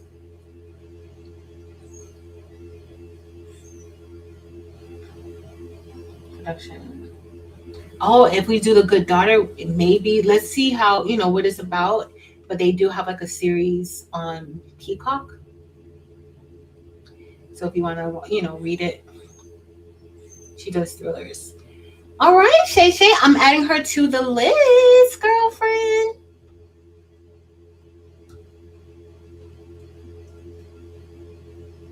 Okay, so hey, Fern. Fern, I put the thing in the members area, the Hello Kitty in the members area. If you saw, I saw your email this morning when I was in church. It's in the members area, girl.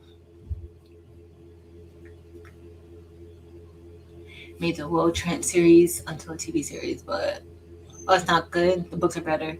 The books are always better. The books are always better. Them said, did anyone read The Coworker? I'm reading The Teacher now. Finally, I have by Frida McFadden. I hadn't read it before, and I'm finally reading it. I keep forgetting that I'm supposed to be brushing this in. Y'all got me talking so much. So let's wrap up our little Miss Perfect divorce. All right. So now, good old Sarah's married to Bob. Bob has cheated on Sarah with. Carissa was the stylist, the hairstylist. He was cheating on her with somebody, right? I forgot the girl's name that he was cheating on her with, but he was cheating on her only one time. It was like a one night stand and all that. Somehow, how did she find out, y'all? How did she find out that Bob? Oh, well, no, the girl. Oh, I think he told her because the girl was trying to blackmail him. The girl was trying to blackmail him, and so he ended up telling Sarah about it. That I did a little thing or whatever. immediately Sarah wanted to divorce him. That was her plan all along, y'all. She didn't want to be with that man in the first place. She didn't. I don't even think she, like y'all said, that he was just a part of her plan. He was a part of her plan. She didn't want to be with him. So this is what the divorce is featured around. Um, his divorce. Then all of a sudden, one of the girl who he had the one night stand with, she gets missing. So now she's missing. Of course, he's a suspect now because now there's like a digital trail of him and her kind of, he's saying, I want to meet with you and all this and that. Long story short, what was the other girl name?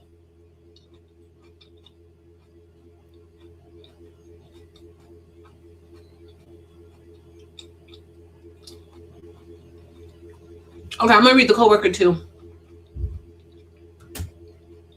But now I'm reading the teacher.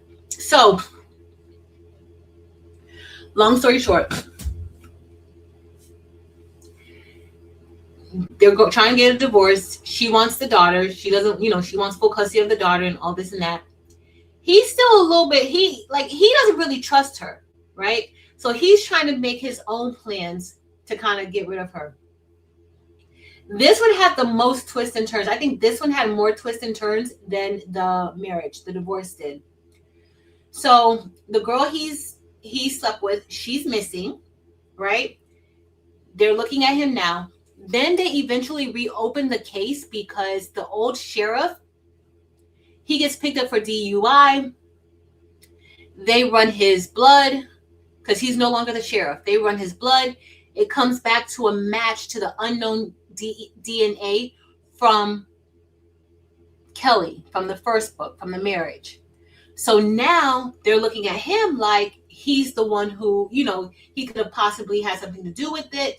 Now it's a whole big thing now. So now they're really going to reopen the case. She's fighting. She knows that he didn't have nothing to do with it, but she's fighting to have it reopened because, of course, she's supposed to be the grieving widow. And, she was defending her husband, which this eventually led to like a lawsuit. She got a whole bunch of money towards the end because, the wrong person was convicted. Her husband was convicted. He never should have been. He was convicted and executed, so he never should have been it. But, in that situation. Only for her. Now, the sheriff, he ended up not making it. Okay, he ended up not making it. Y'all, I use certain terminology and certain things because certain things on YouTube don't like you to say different things on YouTube. Your channel get flagged. So he ended up not making it out of that jail cell. Okay. They were, I think that, so they have a new sheriff and they have a new officer. That sheriff was suspicious of her for the longest, but she was so good with like putting the blame and diverting that attention to like other things. And she was able to pin what happened in the first book on her husband by doing like she was so conniving. She kidnapped the lady he was messing with, the one night stand. And then the other girl, Carissa, the barber, she was able to help her fake her own unaliving so that she could escape an abusive ex who was getting released from jail. I feel like Sarah started that nonprofit to assist felons or to help felons. She started that for her own good so that she can use those people who came through to help her do all of her evil work. That's kind of how I feel. Because she had this one guy, and he was actually referred to the program by Bob, her husband. And he was actually working for Bob. And she figured it out. Like, she was very, very smart. She figured out that he was there for her, and he was. Bob had put him in place to kind of find out what she was doing because Bob wanted to get rid of her. He wanted to get rid of her. Yes, that was crazy.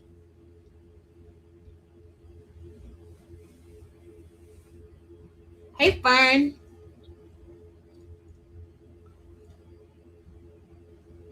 Yes. So she gave him, okay, so from the first book, the way that she got rid of Kelly was with a knife. Okay, she got rid of Kelly with a knife. Remember, they were supposed to be in it together. So Bob kind of felt like she trusted him because she handed over the knife to Bob for him to hold or for him to get rid of. Well, he never got rid of it. Well, she didn't even, how she was able to pin it all on him. She didn't give him the actual weapon that she used. She gave him like a dummy knife and she kept the original one. So when she actually ended up sending the weapon to the police and it had his blood on it. Was that, so remember inside of the divorce when she like cut him, was that the knife and that's how she had his blood on it? I didn't even pay attention to that part now that I'm thinking about it, because I was like, why the heck would she cut him, like that if she wasn't trying to really get rid of him? But was that so that she would get his blood on the knife? She was so, oh my goodness, she was a lot. She was a lot. I gotta brush in one more thing, y'all, and then we'll discuss more books. Hold on.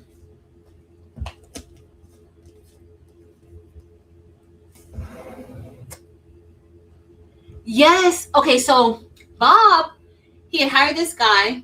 I forgot what his name was, Antonio, something like, I don't even remember. And so she had like, and she took him under her wing. But that's because she was always like a step ahead of everybody else. And so she took him under her wing. And once like everybody started getting missing, Bob told him like, hey, I need you to get rid of her. He was paying him. So he's staying with her. He gets, he's they're messing around. They end up dating. They end up sleeping with each other. Not they weren't dating, but they end up sleeping with each other. They had dinner. And it was his time to like, get rid of her. Well, she pulled her own, I'm going to get rid of you type of situation. They ended up not getting rid of each other. He told her, but she already knew. She already knew. Like, he was a convicted felon. He was in her program. Bob, who never recommends anybody for the program, recommended him. So she was already very suspicious of the fact that he recommended him for it. Okay. So that's kind of how she knew. So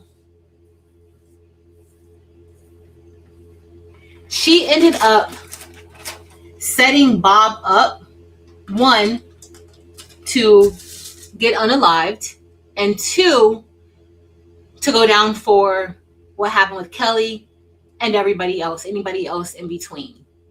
She ended up setting him up because she was holding them at their lake house. So and what is so dumb is that how did the police not go and check their lake house?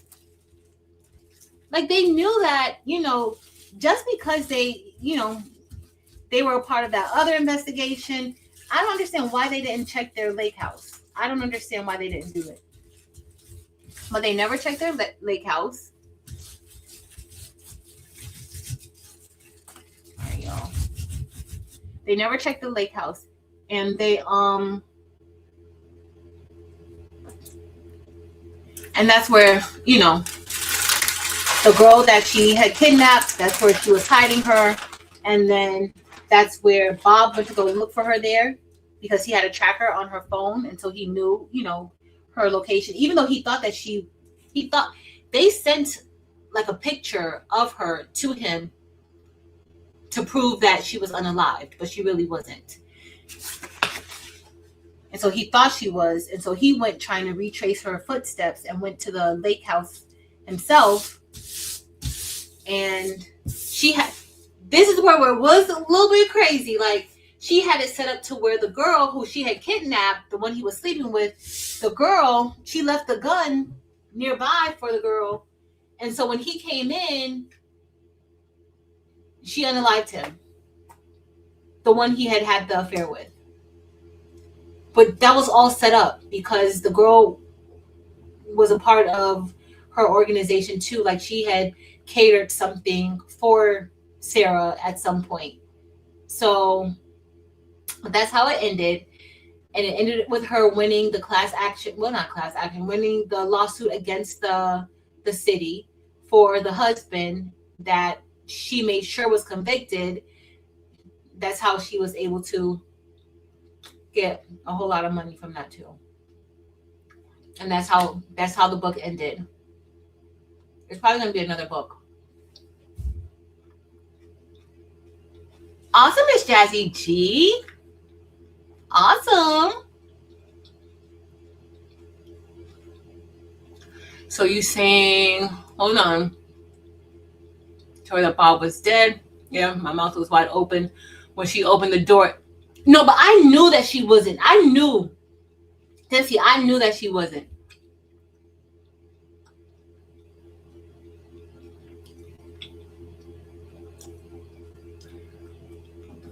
I knew she wasn't.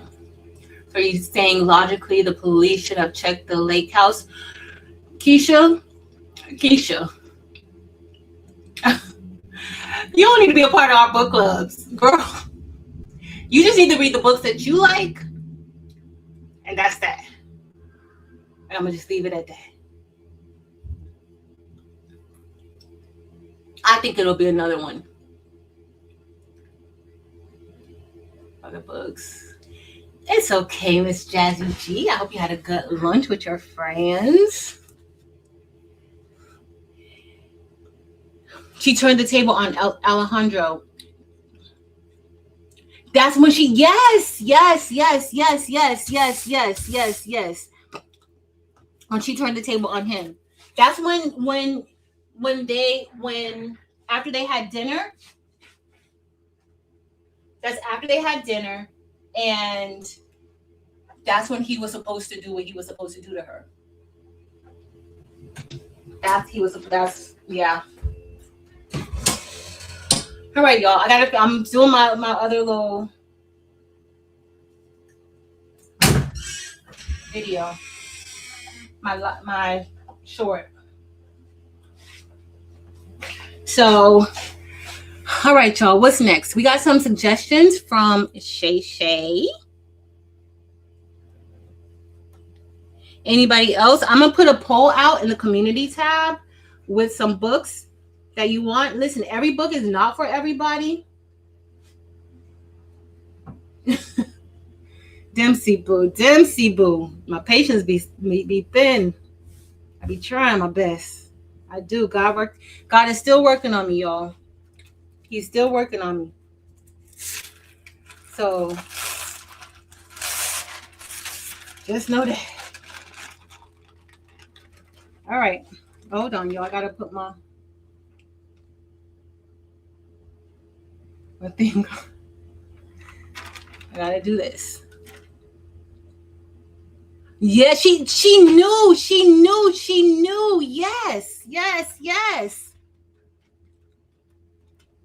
Yes.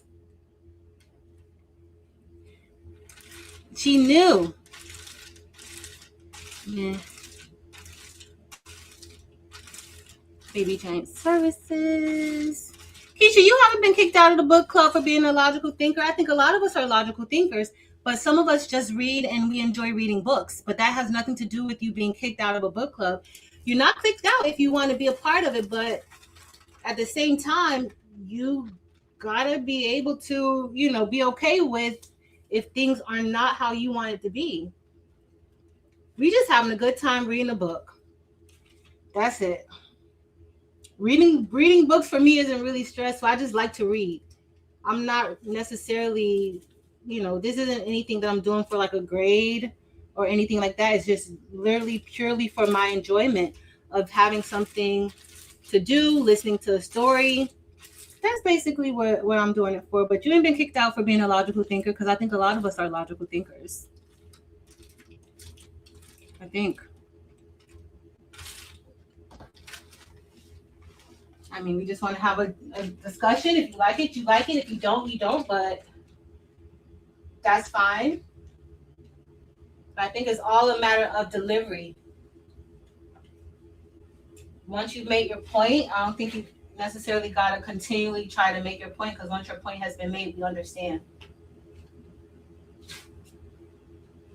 That's the point. All right, y'all, I'm loving my hands risen. It looks good. It looks very good.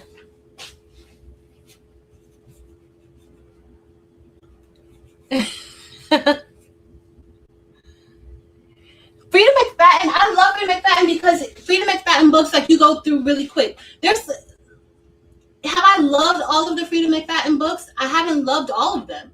Some of them I've liked. Some of them I was like, now Frida, you must have had a free weekend on your hand and you just raced through this one. I have those moments, but I've always enjoyed reading. So like I'll still go ahead and read it, and then that doesn't mean like I'm just gonna kick her to the curb. Like there's still books that I'm reading. Like there's some books by her that I haven't really loved, and I still pick up other books that she's written to read them. Exactly.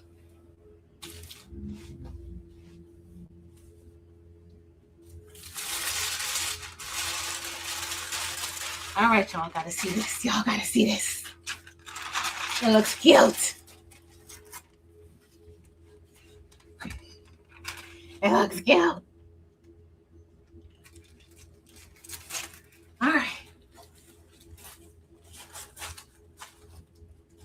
Yo, what I realized though, honestly, what I was going to talk about today is like just like your words, how your words hold weight.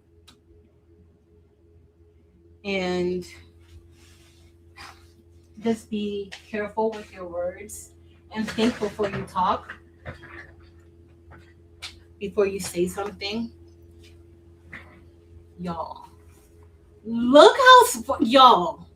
Now, I got to fix this though, because my resin, it's too thick. I'm going to have to thin it out a bit.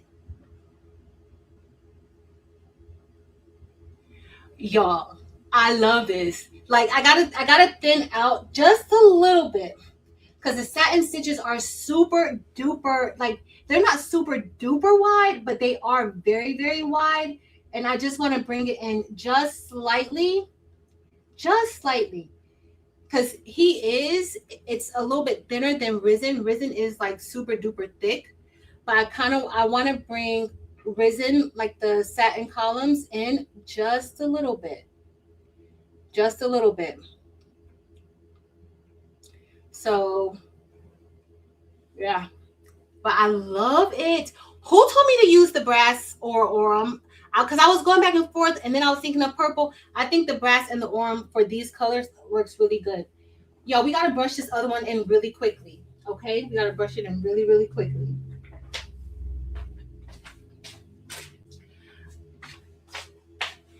We gotta brush it in really, really quick. Oh no, I already have. Oh, guess what, yo? I already have it brushed in. I don't even have to brush it in.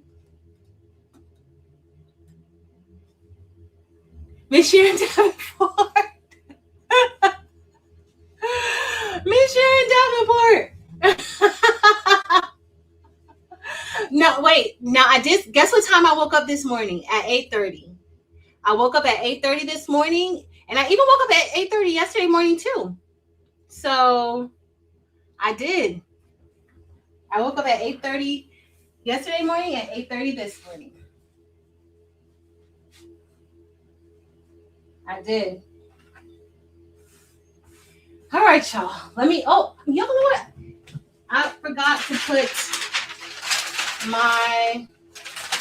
I'm gonna give this shirt away. I'll give this. This is a medium shirt. I'm gonna give it away. I'll give it away now before we get off. But yeah, y'all, you gotta watch your words and stuff like that. You just have to. I used to be reckless. I know y'all probably don't believe it. And if you ask my mama to this day, My mom would still be like, you gotta, you gotta watch your words. It's better to be that person. It is better to be that person. It really is. All right. I'm gonna give this one away, but I'm gonna put we're gonna put bling on it. Icy crystal AB on it.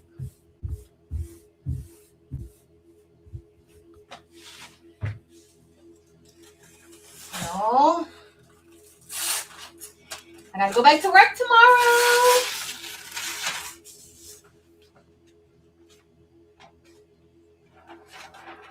Gotta go back to work tomorrow.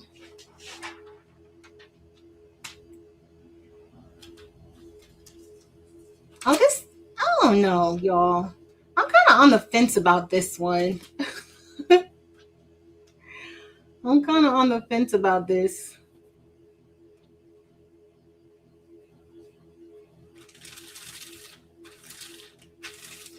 All right. I don't know, y'all. I don't know.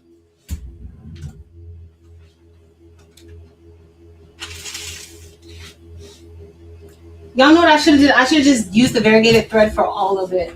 For even the word crafter, I should use the variegated thread for it. Latasha, I'm ready for that new office. I didn't even go and work on the new office. Miss Sharon Davenport, see, I'm not even going to say nothing about that because last night Katrina was on. Katrina's lab, she was on. And I was in her live for a while, the whole time really. And I was working on some other stuff, but I was doing it all from the comfort of my bed. So that's resting. I was doing it all from the comfort of my bed. I was. All right, we're gonna look at this. I forgot. I didn't even have to brush it in. I thought I had to brush it in, but I have brushed in 2 of them because the first one I brushed in, I didn't record brushing it in, so the reel would have looked a little bit off.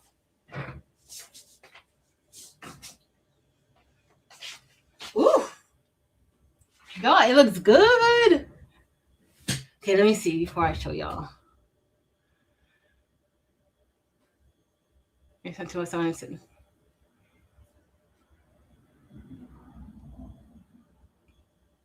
Yes. I ain't go to sleep.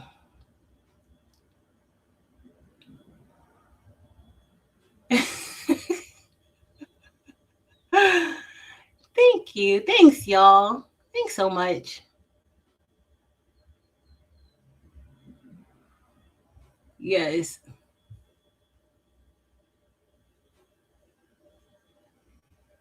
Right. Y'all are a hot mess. Listen, y'all know when I come over here, these are very lighthearted lives. I'm not really in no type of, structured mindset or anything like that. I've always loved reading. I can read pretty much anything. I have read the Bible from front to back in my lifetime 6 times. So like, I just like to read stuff.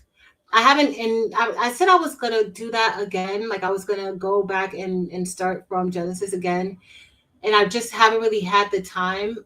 I have so many other things that I have like going on, but I need to make time to do that again. But I just like reading.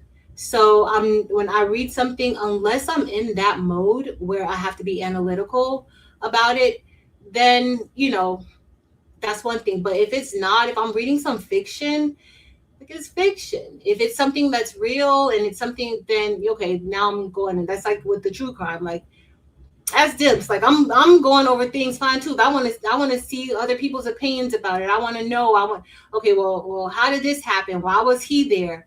Why wasn't he picked up? Like if it's like true crime, like I'm gonna go through stuff like that. But for fiction, I don't really necessarily, some people are like that, and that's fine. But I just like to read. Like I've always liked to read. I've been reading y'all since I was 3 years old, and that's because I was around my grandma. Y'all talking about these kids, these COVID kids? That's because they had no choice but to be around a lot of adults a lot of time. And listen, when kids are around adults a lot, then they do pick up a lot of things, like as far as like just a lot of different knowledge. I really believe that. Like if they're around surrounded by adults who really pour into them and pay them attention and stuff like that, I feel like that's what benefits our kids the most. Yes, they do need to be social with kids their age, their peers, they do, but I grew up with my grandma, my great grandma, my aunties were all older than me. I was the baby in the family. Like I didn't have any. The next child after me was my brother. I was my grandma's first grandchild, and then was came my brother, and he's nearly 10 years younger than me. So it was just me growing up with all of them. Like who was I going to play with? My aunties, my grandma, my great grandma. So I was reading and drinking my coffee. I was reading the newspaper at 5 years old, sipping on my coffee with my grandma. And now when I was five reading the newspaper, it was more so like she would be doing the crossword puzzles with me though. Like I wasn't really reading the newspaper like that. But and I would read the comics. I know, I know the newspaper for kids these days is foreign, but I would read the comics in the newspaper area. So I just like to read. That's I'll basically read anything. I read dystopian novels. Only thing that I would not read was Harry Potter. But outside of that, I've pretty much read like all different genres. I don't think I really like the Harry Potter type of books because James Patterson, who's one of my favorites, he had a book kind of similar to it, and I just couldn't read it. So it's like that. You know, there's things that you can't read. Thanks, y'all.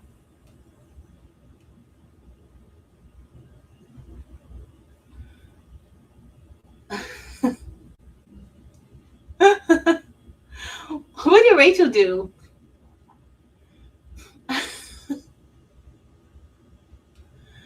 What did Rachel do? Rachel hot mess. Y'all. Listen, I do like I try to come on here and, just be free. I don't really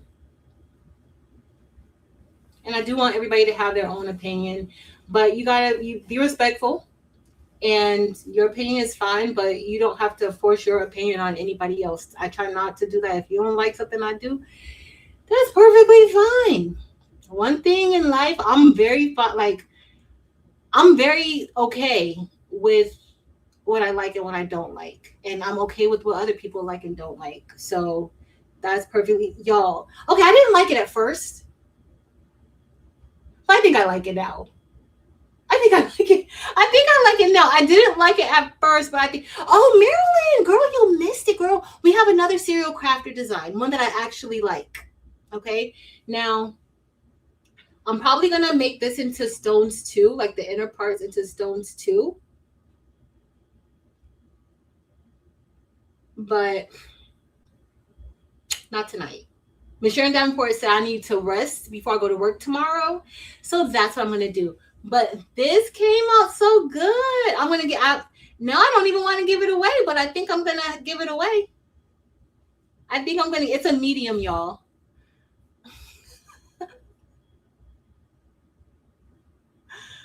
Okay.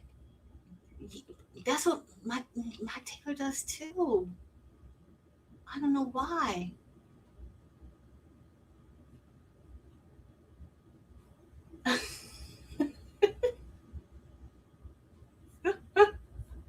Yes, yes, yes.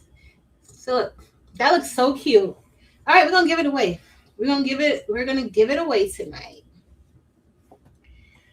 So the one thing what I did want to see with the variegated thread, I wanted to make sure that it was going to stitch out the way that it should.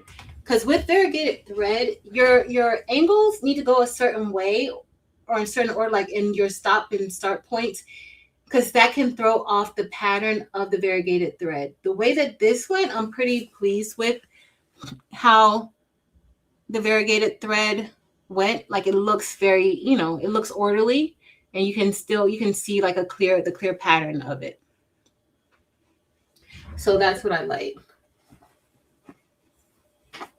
That's what I like. That's what I like. Let me see what Marilyn said. If she's, oh, Marilyn, want to see the one I made for myself? Let me show Marilyn because she's traveling.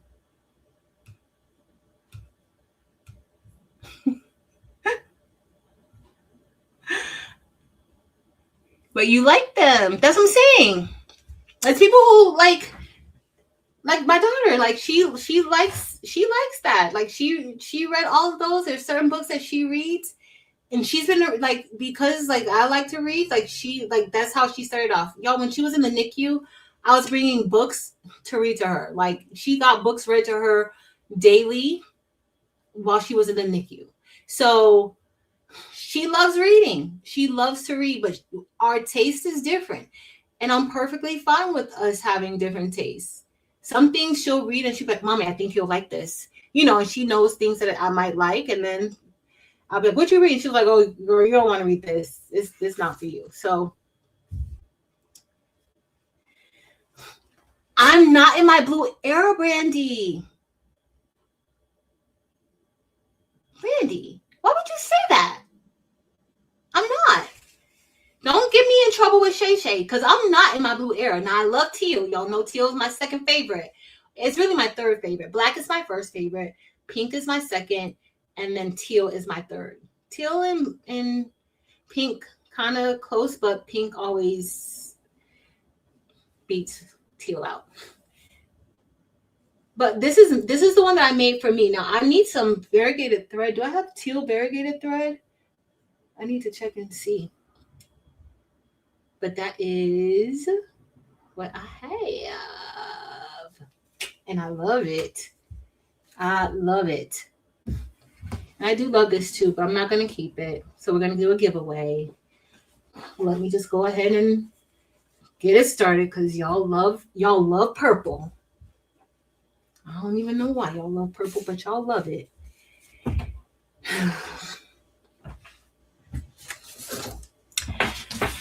But that's your business if you love purple. Let me pull up the giveaway tool. And hold on, let me go here first. YouTube.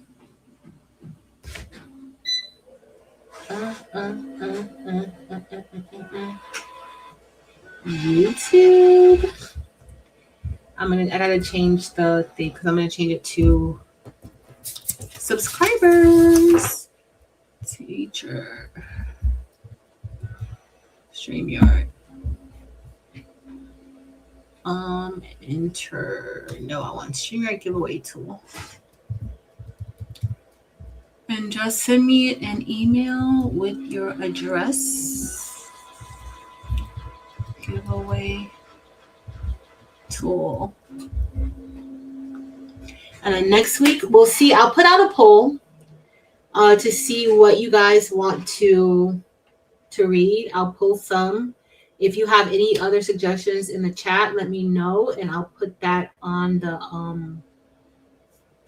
in the poll. And then next week we'll just talk about what we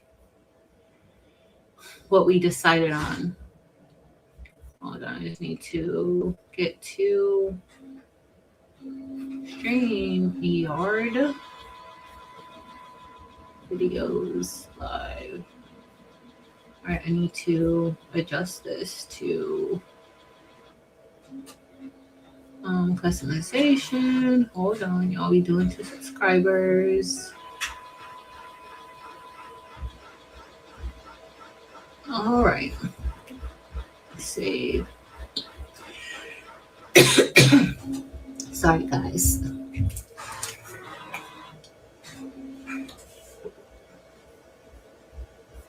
All right. So let's do our StreamYard giveaway tool. So the word is going to be. Hold on. Weekly recap.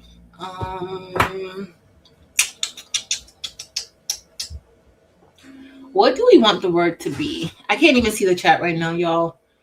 So you know what the word? It's going to be 2 words. So I'm sorry, y'all have to type in both Serial Crafter. I'm going to share the screen. And just send me an email. Send me an email with your name and your address. That's it. Let me share the screen. And it's a size medium, y'all. Barb, you like green? I'm gonna have to make a green shirt then. I'm gonna have to make a green shirt. Thank you, Miss Sharon Davenport. Kristen, you like purple? Kristen, you're a serial crafter. What size shirt do you wear, Kristen? I'll send you a shirt that says serial crafter in pink. Cause you gotta wear a shirt that I like. I'm just joking. It'll be purple. Y'all know what I think this will look good on? Like if I had a purple shirt with that variegated thread. Like, and it didn't even matter if the purple was darker, but a purple shirt with the variegated thread, because the variegated thread has like it has some white in it, and it has like 3 different shades of purple. I think that would have been really, really, really, really, really nice. No, this is not available on my website yet because these are like this is the first time I tested them out, and yeah, and I need to fix that other one. Where'd it go? I'm gonna show y'all one more time. I'll give you guys a few more seconds. Oh, let me put my thing up here.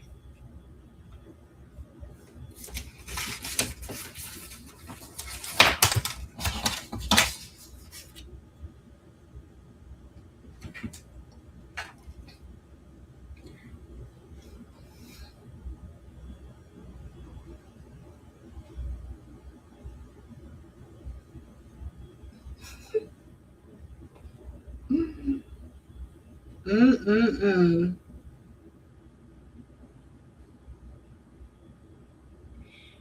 Maryland. So you guys know that next week we're having our quote block and quote block party. And I'm excited about that. It's going to be on Saturday, the 28th. And Marilyn and I will be doing like a kickoff at 12:45, and then or 12:45 Central Standard Time. That's 1:45 Eastern Standard Time. And then I'll be going on first in a live to make a quote block. And then we have other people joining us. We have Rachel. Well, then after me is Marilyn. I don't have the exact list in front of me of who's going when, but I do know that it's going to be Shay Shay, it's going to be Kelly, Stacy, Rachel. Who else am I missing? Marilyn. And I just want you guys to know Marilyn works so hard doing these, and I'm so thankful that she works really hard, and she's Marilyn is the bomb.com. Like literally. Y'all have no idea how amazing Marilyn is. I know y'all think y'all know how amazing she is, but she is really, really amazing. And helpful. And patient. And kind. And motivating. And she likes to light a fire to my tush. That's what she likes to do. So it should have been no sound. So if you were here earlier, you will know that 10 minutes went by, because y'all know I already don't keep up with the chat. 10 minutes went by without me realizing that there was no sound coming from my mic. There was no sound coming from it. And I charged it. So I don't even know what happened. It started out with sound, then no sound. Hey, Miss Leslie Cash Tibbs and One Mindful Crafter. Kristen, did you say what size shirt you wear, girl? Just send me an email. Just tell me which. Oh, yeah, just tell me. Miss Sharon Davenport, you didn't speak to everybody? You do all the time. Hey, Carrie. All right, y'all, I'm going to get ready to roll. Fab. Hey, Fab. Large, but extra large is better. Okay. I got you, Kristen. I got you. Let me go see. I think I have a purple. I don't know if it's an extra large. I'm gonna go check right now. All right, let's get ready. Derica. All right, we're getting ready to go. All right, let's go ahead and roll. Let's draw. Let's see who wins. Good luck, y'all. I'm finally scrolling all the way down. Miss Karen Knighton, congratulations.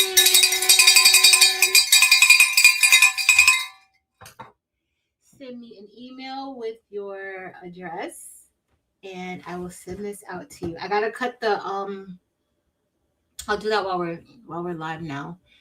Just so I could get it done because yeah. Let's just send me an email. Congratulations, Miss Karen Knighton. All right, y'all. We gonna cut this out. But yeah. So those were our two books that we read. Thanks to Stacy and Shamika for suggesting those books to us. We will start another book, but I'm already reading The Teacher right now. But we'll see if you guys have any other suggestions for any other books. Let us know. Let us know. Hold on, let me go to. All right. Let me get my scissors off. Let me get my scissors. But y'all, this one I love this one. I just gotta fix my little satin stitches just to make it doesn't look bad, but what happens is that when they're too wide, when they're wide, okay, so depending on how you do your satin stitches, like if I were using puff, this would be fine, right? I wouldn't have a problem with it. But because I'm not, I don't want them to get loose. And there's certain areas where the letter gets a little bit thicker. I just need to thin it up a little bit. So like here, I need to thin this area up a little bit. Here's not too bad, but elsewhere is fine. But there's just certain places where I just need to thin it up. And that's what I'm gonna do. But I love this one. I love it, love it, love it, love it, love it. All right, let me cut this out for Miss Karen Knighton.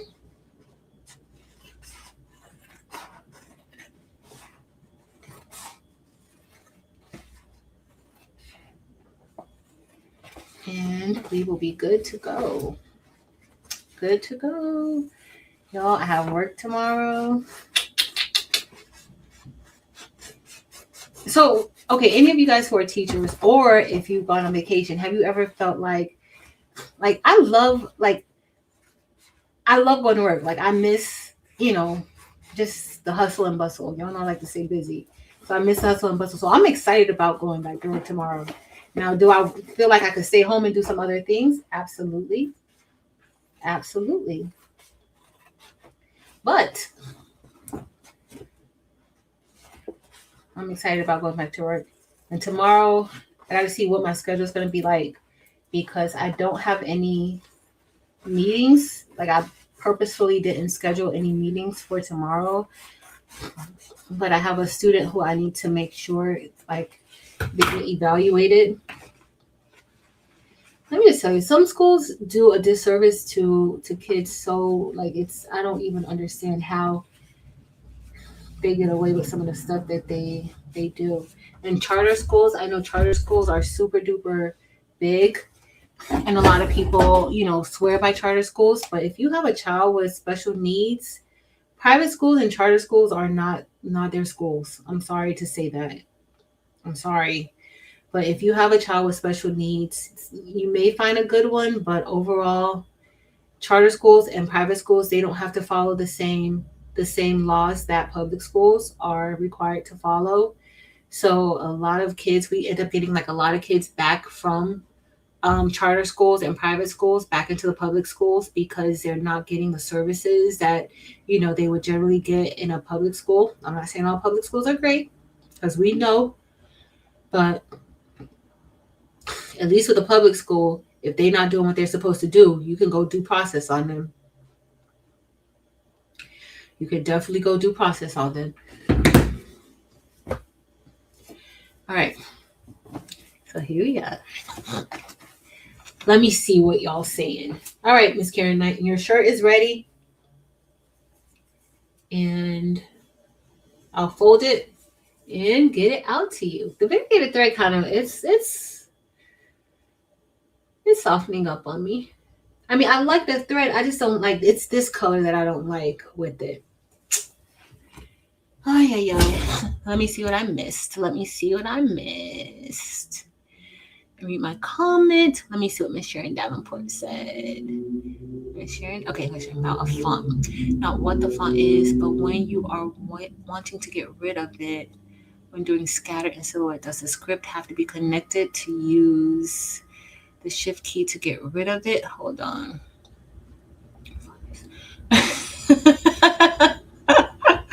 Not the what the font is. Really, Miss Sharon Davenport? Yes. Okay, but when you're wanting to get rid of it, when you want to get rid of the font, when doing the scatter and silhouette, does the script have to be connected to use shift key to get rid of it? To get rid of the font.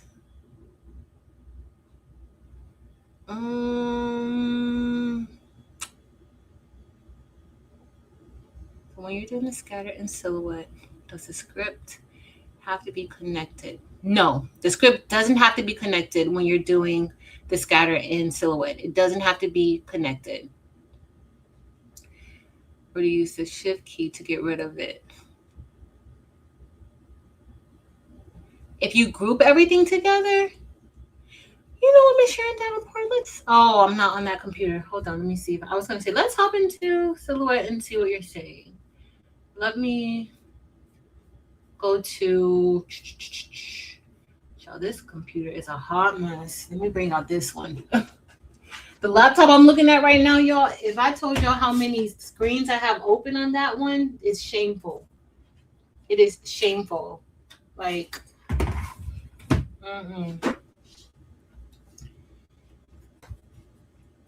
it is shameful. 1505. All right, let me see. Oh, y'all. So guess what? I have a video coming out, 2 videos that I did. I should have been editing a video today, but I didn't. I was testing these designs out. But I used the Cricut X4 5, y'all. And it cut my rhinestone flock out beautifully on the first try. Like, I didn't even test anything out. I just used the same settings that I use. Like I tell you guys, I always use the cardstock, the medium cardstock setting with the 1 pass. And that works on all of my Cricuts, at least for me. For you, it might be something different, but for me, the medium cardstock setting works on all of my Cricuts, right? So with the new machines like the Cricut X4 5 and the Cricut Joy, and I got me some new mats for the Cricut Joy. The medium cardstock setting, the one that pulls up when you first do it, that one has 2 passes. I don't like to do 2 passes when I'm cutting my rhinestone templates. I just don't. So they have another medium cardstock setting that just says a basic cut, 1 pass. So I picked that one. With the other machines, that was never an option. But with the Cricut Joy and the Cricut X4 5, that's now a thing, right? So I don't know if they've updated the settings with the other machines, but now that's a thing in the new Cricuts. So I just picked the one with the 1 pass, and it cut it beautifully. So I can't wait to show y'all that video. And I was a little bit extra in that video because let me show y'all what I did. Since we're here, I might as well just show y'all. Y'all, I have so many videos, like so much footage that I gotta put together. Let me bring Miss Sharon Davenport's question over here. Give me a little bit. I'm gonna come into StreamYard while this is coming on. We'll look and see. We'll check it out. All right, hold on, y'all. Let me grab. I'm gonna mute. Stop cam. Enter. This camera on this one does not look good. The camera, like the camera quality on this HP, and it might be the lighting that may be bad, but let me show y'all. So the video, I think, let me know if y'all want to do this on Tuesday night. If y'all say to do this on Tuesday night, then I'll be able to do a thumbnail like Marilyn. Marilyn is always fussing at me about not having my thumbnails up, and oh, you need to be in my challenge for the thumbnail, and I joined her challenge, and I didn't do nothing good for that challenge. I didn't even put no thumbnails up, so she's probably just like, oh, I'm done with Patrice.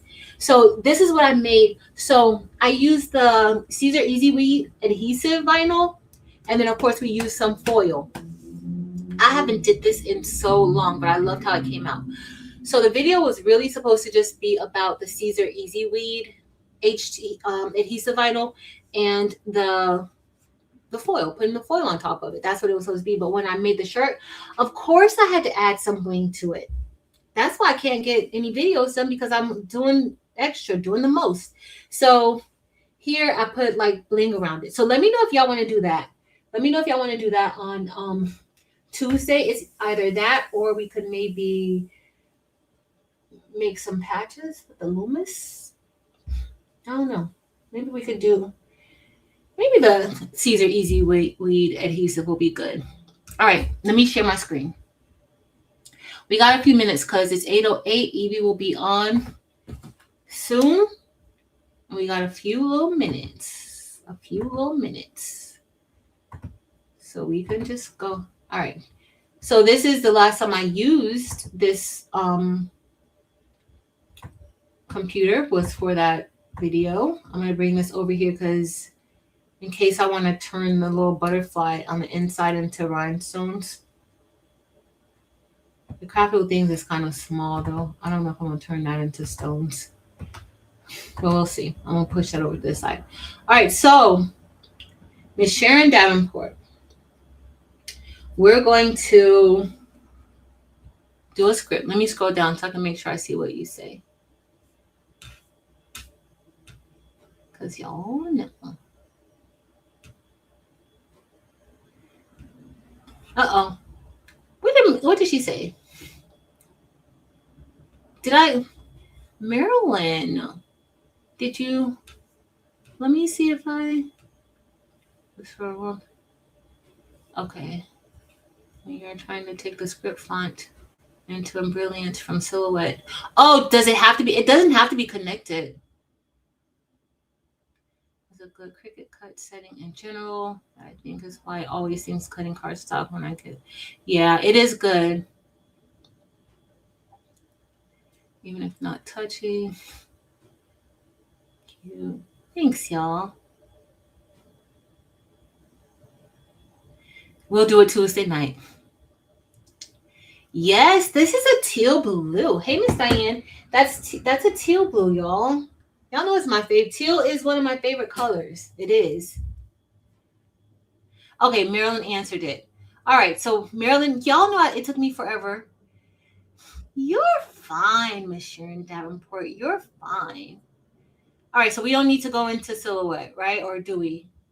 Marilyn answered it. Marilyn, thank you. Oh, this is where. So you can deselect the word if they are grouped, even if not touching. Yes. All right. Then we're good to go. We don't have to do nothing.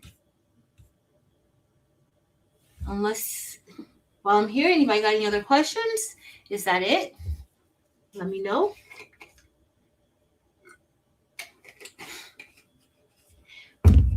I didn't even eat. Look, I didn't even eat on my dinner. We'll put a book. If you liked it, just vote yes for the book. I'll try to put like 5 different ones in there. So we'll see. Yeah, so Brady, that's my other video. show the purple shirt again. Oh, hold on. Let me take this off since we don't have to show. I didn't even touch my lunch. So I made this patch with the Loomis. And this patch was actually, this is an Amazon patch that I just engraved craftable things on and put it onto this beanie. I also cut this out and put it onto this beanie, but I don't really like this one. And I kind of, my settings to cut it out, because this one was actually just a piece of faux leather, and I cut it out. But the problem is that my cut setting, the engrave was perfect, but the cut settings was just too much. And so certain parts, I kind of got like a little bit of some burnt marks on the front side. So I just need to tone it down a bit, but not bad. I mean, it is, it's not bad. But I do absolutely love this one. I love, love, love, love, love that. And then I also put it on a hat. Yeah, I'm showing y'all all the videos. Y'all better watch the video, even though I'm showing the stuff. So this one just says Top Dad. And I think the hat, when I pressed it, I think this hat just bleeds. Like the ink in the hat, like it just bleeds. Because if you notice, like it got like a lot darker. And I pressed this one with the HTV Ront hat press. And I mean, it's still okay. Like of course, it engraved beautifully. Nothing to do with the laser. It was just after I pressed it. So I don't know if it's because it's thin, if the ink, the hat just bled through. I don't know what it is. Thank you, Shay Shay. No, Shay Shay. Shay Shay. Girl. I know you're gonna watch. And Shay Shay is going to comment. Shay Shay gonna put a heart. Shay Shay gonna do something. Shay Shay's like Josie in that. Like Josie's gonna put a heart. Josie's gonna put something just to say, girl, I've been there. So I could count on when I post a video and when I get off live. I know y'all love me, and I know y'all do. Y'all post. Shay Shay's gonna post on my Instagram too. Like Shay Shay make sure that she likes, comments on my Instagram. But that Jessie and Donzel, honey, Jessie and Donzel, they comment. Jessie being alive with us all the time. Jessie goes back and watches the replay, and then Jessie comments. Donzel comments like for every single video in live. Like every single video in live. Even over here, they comment.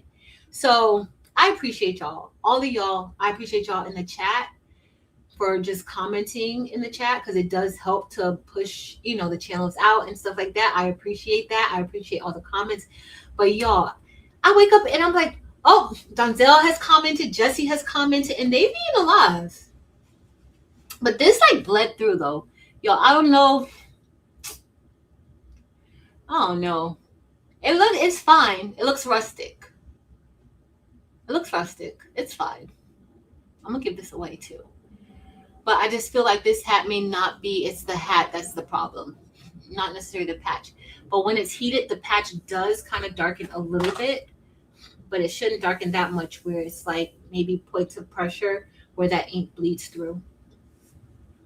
Jessie even comments on my reels on my Facebook page. Like Jessie, you the real MVP, Jessie.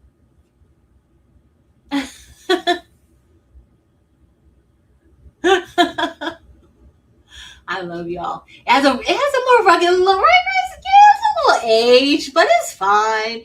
But put a nice little mug with it. Maybe put this with like a nice little fishing pole, some bait. It all goes together. It all goes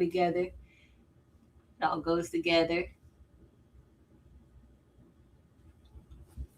I need some suggestions on videos for Embrilliance for beginners. Well, you've come to the right place.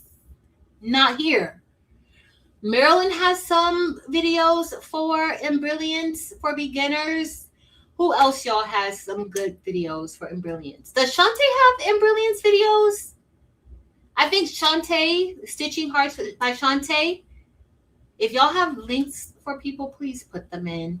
But Shantae has good videos for Embrilliance. Who else, y'all? Rachel, don't you have some Embrilliance videos? If you have Embrilliance videos, please drop the link So Boyd Apparel can go and get her learned on because she recently got in Brilliance and she needs to learn how to do all the digitizing. She needs to learn how to do all the digitizing. Shay Shay, listen, listen, I don't understand either. They are the MVPs because they make sure they go back in, they put their, yes, yes, in the blink of an eye. In the blink of an eye.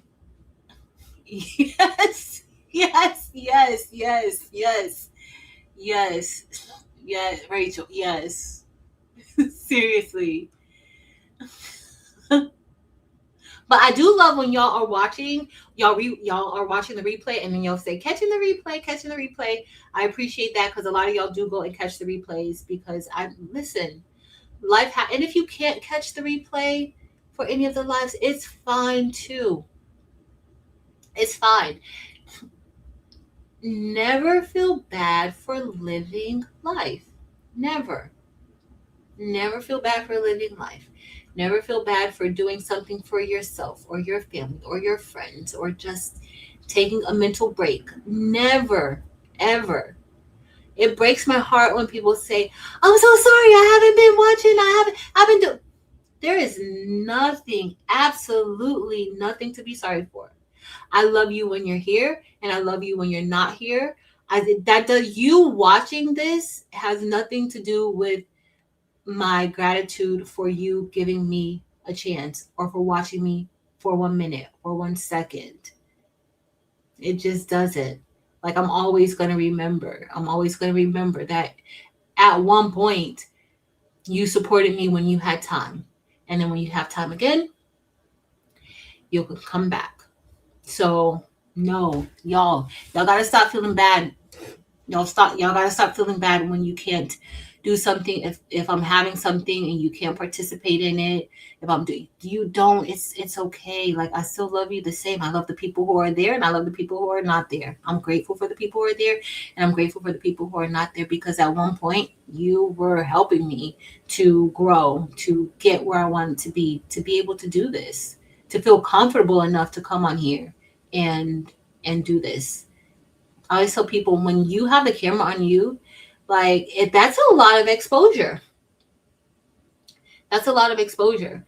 And then just to kind of always know, okay, well, I can't say this. I mean, you can say it if you can say it, but I just choose not to say certain things. There's a lot of things that I ignore. If you guys ever, some of you guys know me really well to know that when there's something in the chat that I'm not gonna respond to because I'm still a person and my tongue is sharp. I've learned to tone that down over years. My younger self was some things I've said to people and I'm like, girl, like how you ain't get beat up? like that's just, but I've learned that the way that you say things, you don't, if you represent Christ, if you represent God, then you have to watch what you say because you never want to push somebody away. If you're the light, then people should be drawn to you. They shouldn't be running away from you because of something that you did. Now, some people who run away from the light,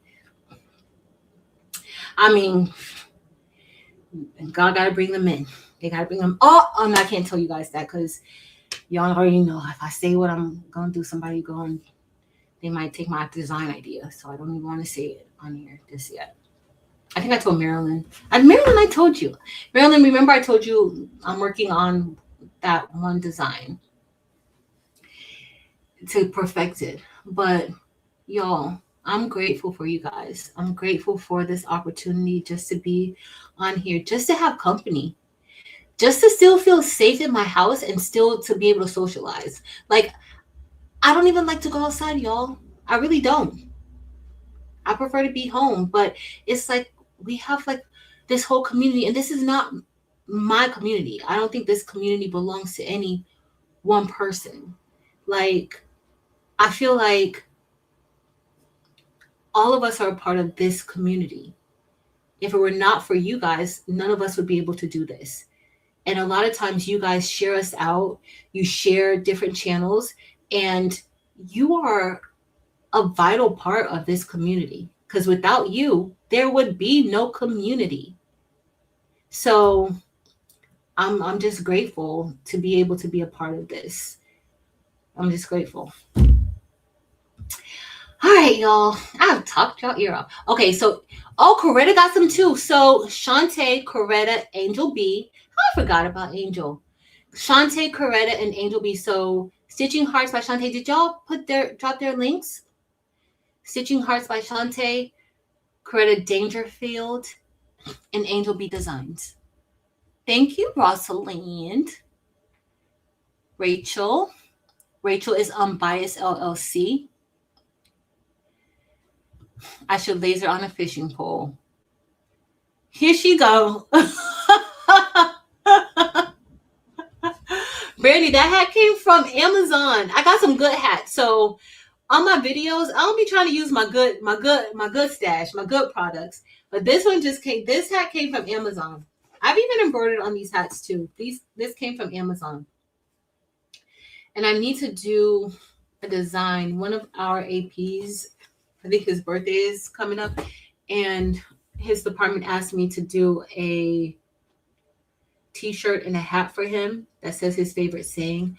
So I need to do that because they needed it Friday. I should have did that on my vacation, but honey, I didn't really have a vacation.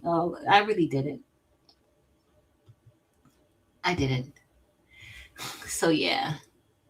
Thank you guys so much. Yes.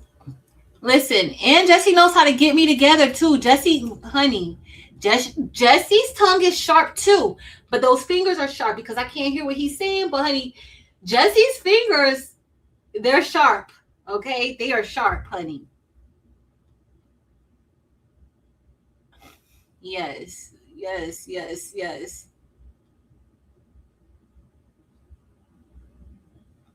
See, I like that. Yes, Rachel, drop yours too, please. Thank you, Miss Sharon Davenport. Did Rachel drop hers? Oh, there she. I was about to say, girl, because if you didn't, Yes, yes, yes, yes, yes, yes, yes, yes. It is 2 people outside. It is. It is. And like we come together, we have a good time. I love it. I love this entire community of just us crafting, getting to know each other. You know, it's funny that, we literally got to know each other over the internet. Like, wow. Like, we're all in so many different parts of the world. And I say the world because there's a lot of people who watch us outside of the US. So in the analytics and YouTube, you can see where it's broken down, like regionally, where people are watching from. So majority of my people are here in the States, but then I have like a good 25-30% of people, consistent people who watch me from outside of the US. So all over. And somehow we found each other. There's a lot of crafters online, there's a lot. And a lot of crafters who are doing a lot of good things. Okay. So it's like for you guys to find us, find me, I'm grateful for that. And for you guys to like stick around and see what we got going on. I love it. Thanks. Dempsey, you driving?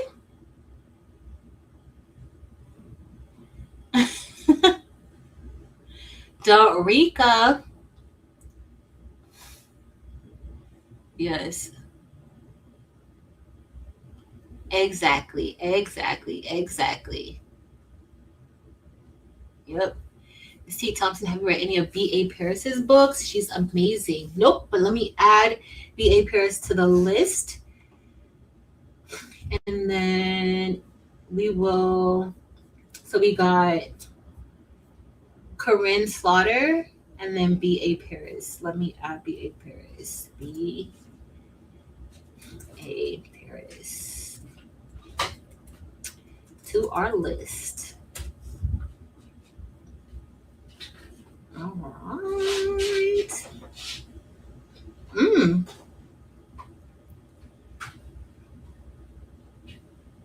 See, I've never read any of her books. We about to okay, so we got B.A. Paris, Corinne Slaughter. Some of the titles already looks like okay. They look good. So I'm gonna put in. Well, she's a British writer of fiction.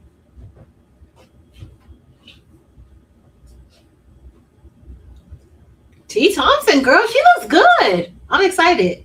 All right, so we got two good ones: Corinne Slaughter and B.A. Paris.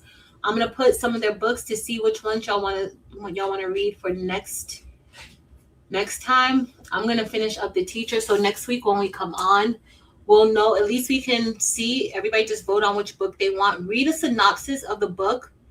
Um, I was gonna see if I could link a synopsis. I'll see what I could do with the poll if I can link like what the book is about, and then we'll kind of go from there. You know what I may do? I'm gonna see if I could do a Patrice L page, and then we can talk about it over there. And then that way we can kind of at least go back and forth with it a little bit about like what books we want to read. But I'll do Corinne Slaughter, B.A. Paris, and then while we're on next week, I'll talk a little bit about The Teacher for those of you who have already read it. But it's not really one that I'm putting out to say, oh, let's read it together. I'm just gonna talk. I know some of you have probably already read it. Corinne Slaughter has the Will Trent series on Hulu. Yes. Yes. Rosalind, I'm not sure yet. So I'll put out a poll. I'm going to put a poll just to go over some of the books. And then we'll see next week, like which book, which one everybody wants to kind of read together collectively. And then we'll decide then. So we'll have a break. I'm reading The Teacher. So I read Judge Stone. Has anybody read Judge Stone? I read Judge Stone by James Patterson and Viola Davis. I read that last week, and then now I'm finishing up The Teacher. So far it seems good. It's just a little bit, I don't know yet, but it seems it's good. It's just okay. So the nature of the book already, like being a teacher, like I'm just trying to see like where it's coming, where it's gonna go, with the whole situation with the girl and the teacher and all that stuff. I'm just trying to see where it's gonna go. Like that just has me a little bit. I'm waiting on that, but that's it. That's it. Yeah, The Teacher. But The Teacher is by Frida McFadden. So Frida McFadden has quick books, like they're really quick. So I'm gonna finish it up. So I listened to the audiobook. Okay, so we can talk about Judge Stone eventually too. Like once you guys have read it, I'll try to get some notes together so I can remember everything in the book. But with Judge Stone, I loved listening to it. And I loved listening to it because Viola Davis was the narrator of it. So that I loved it. I thought she did a really good job narrating it. I felt like it started off a little bit slow and then it kind of started coming all together. Overall, I liked it. That's why I'm not really pushing Frida so much because that's why I like the Housemaid books were really good. Oh, do you guys have Apple TV? Have you guys started watching Imperfect Women with Kerry Washington and the girl from Handmaid's Tales? What is her name? Why can't I see her name right now? I can't think of her name. So Apple TV has a new series called Imperfect Women, and Kerry Washington is in it. And then it's Handmaid's Tales. What is her name? Why can't I think of her name? That is so crazy. I usually like the things that she said. But I'm like, how do you put her and Kerry Washington in something? They're both super emotional. Elizabeth Moss. Hey, Danny. Elizabeth Moss. They're both super duper, like, intense. Like, they're both intense actresses. Both of them are intense. So I'm just like, how did y'all put them both together like this? Thanks, Kristen. Because they're super intense. Like, really good actresses, but super intense.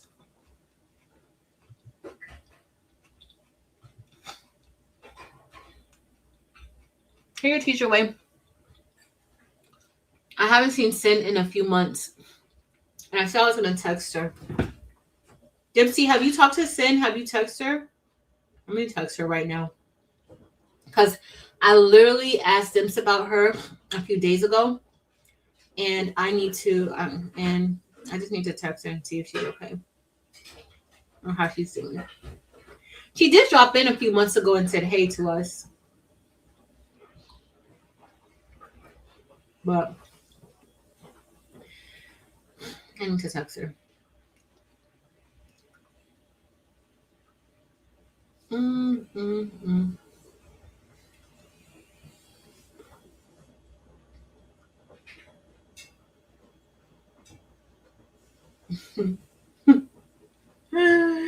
remember when Sin was Craftable Sin? I'm texting her and the picture on my phone came up of her as Craftable Sin. I don't know if y'all remember that, but this had to be like, what, 4 years ago? Sin did a live that she was my alter ego, Craftable Sin.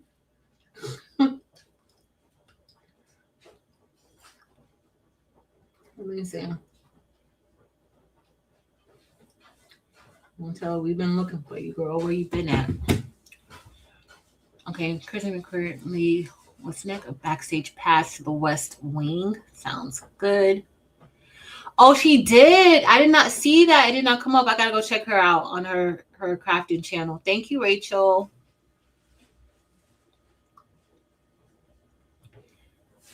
Yeah.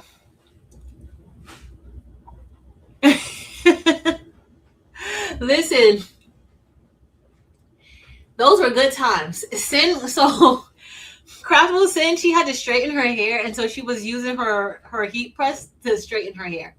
Y'all, it was the funniest thing. It was the funniest thing. Those are some good times. Those are some good times. Yeah, I need to go see her other channel.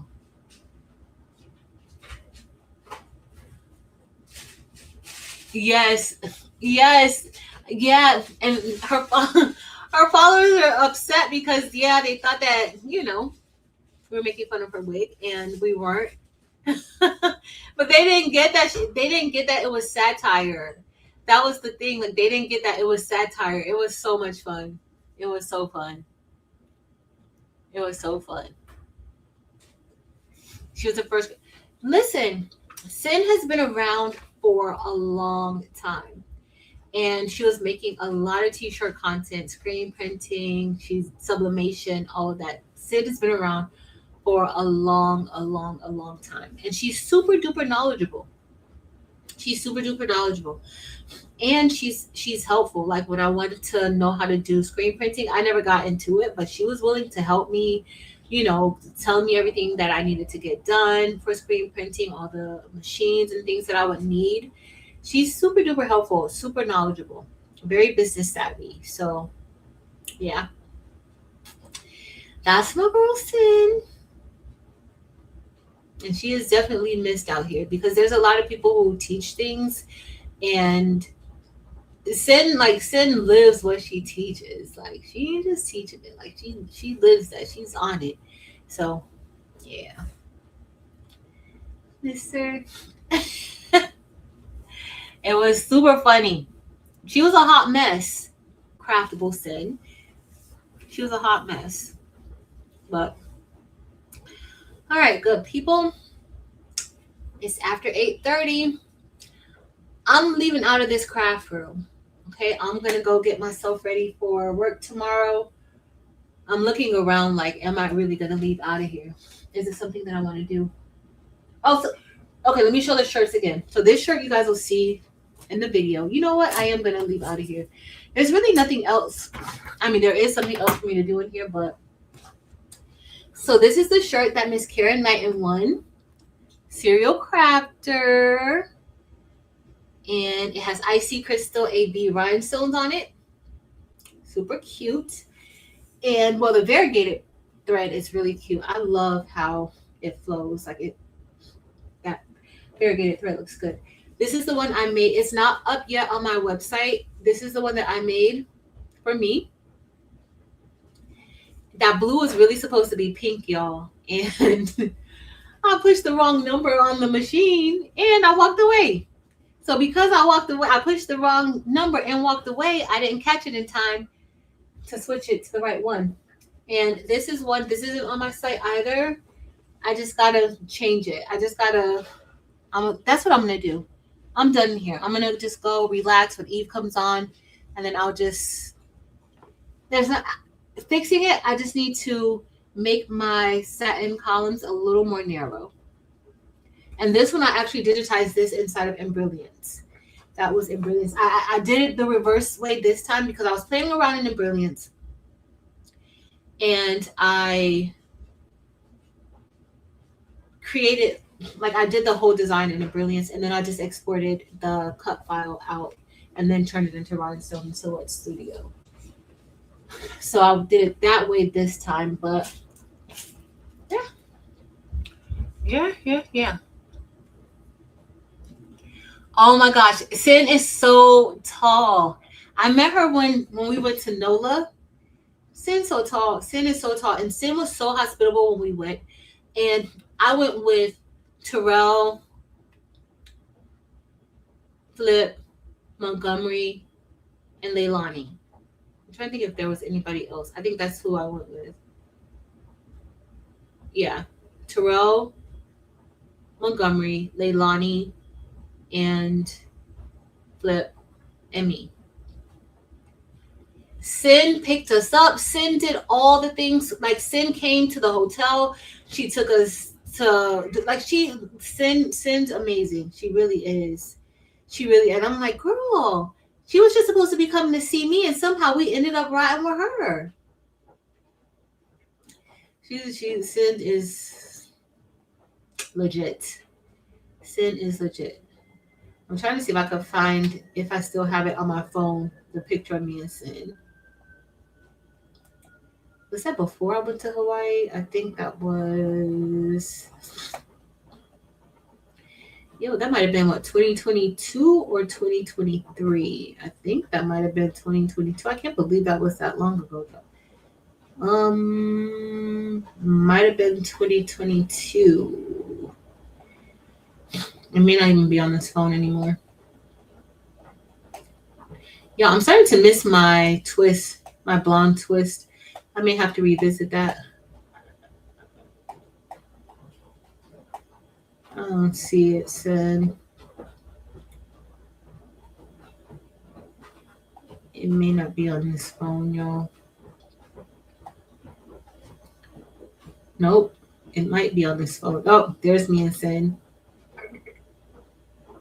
I knew I would find us. Hold on, let me see if I can make it bigger. That was me and Sin. Look how tall Sin is. Sin is tall, like super duper tall.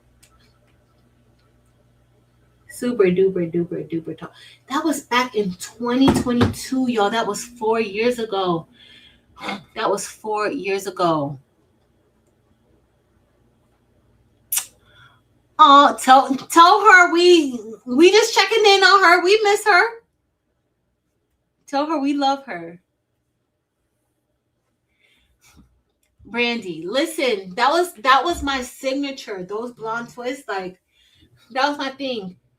Now, and I just happened upon blonde twists. Like I never would do when I was very very young. I like bleached my hair, and then after that, I never wanted to bleach my hair again.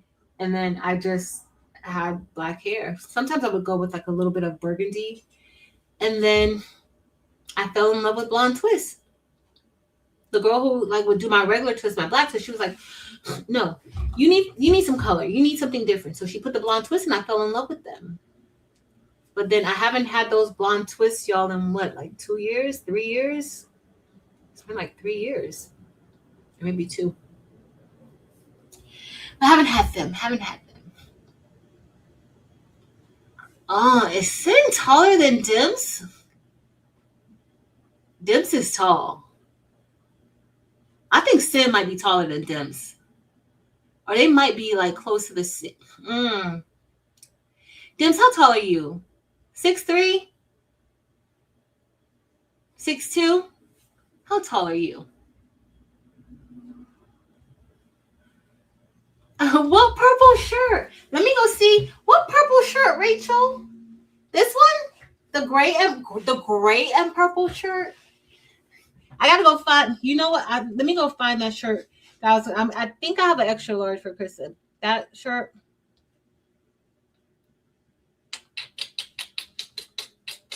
It looks good. It does. It looks really, really good. I might have been in my purple area. Y'all see I pulled out the purple where he is risen, because y'all know purple is royalty. Because y'all gonna remind me every single time that purple is royalty. And then you know what else I'm gonna do? I'm gonna put a cross on the back. And then I think I'm gonna get me some black sweatpants and put a cross on the sweatpants. We'll put it on the back right here. I don't know. I'm trying to think like what I want it to look like. But that's my little hoodie. Let me see if I have a purple shirt. But I don't know. Let me see. Kristen, girl, guess what? Guess what? I have an extra large purple shirt. So I'll make it tomorrow though. I mean, I could wait until Tuesday to make it and just make it Tuesday night, but I think I'm gonna do. No, we're gonna do the foil. We'll do the foil on Tuesday night. So we're gonna do the Caesar Easy Weed adhesive foil and or Caesar Easy Weed adhesive HTV and the foil. Do y'all want to do the Cricut? I think we're gonna, because y'all haven't seen the Explore 5 yet. So we'll do the Cricut Explore, at least not for me. Y'all seen it before. I know y'all seen it. But we haven't used it yet on the channel. So I think maybe we'll look at the Cricut Explore 5 and cut it out. Cut the foil out. Cut the HTV out with that. Because I was going to say we could do Juliet, but we'll do another project with Juliet. Yes. Let me see. How tall did Dim say she is? Good. On the Risen. So that purple, this is a Madeira purple. And let me tell, and then I'll look on Candle Thread to tell you if you like to order from Candle Thread. I'll tell you what, which I think I have a purple that's identical to this one. So this purple is Madeira 1922. Believe it or not, y'all, I do have some purple. I have purple threads. Okay. I have more pink threads than purple and more teal threads than purple, but I think this is like a close match to it. This is the Candle Thread. Let me just see. Candle thread. All right, let me see. What number is this? This is 8022. Okay, Candle Thread, you can come up. My computer is taking forever. All right, make that one. And then Serial Crafter is fine. I'll probably list that one, but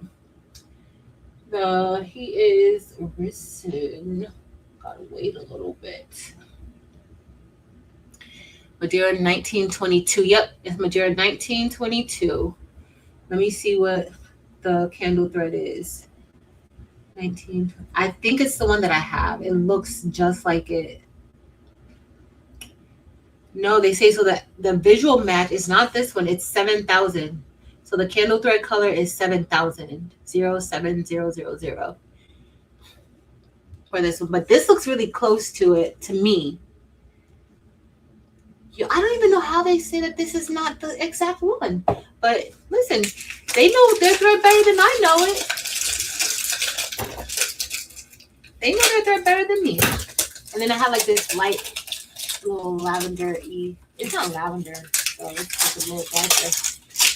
Y'all, I'm gonna put this close. So if that one is, I guess it's a little different. I guess so. They look very similar to me, but maybe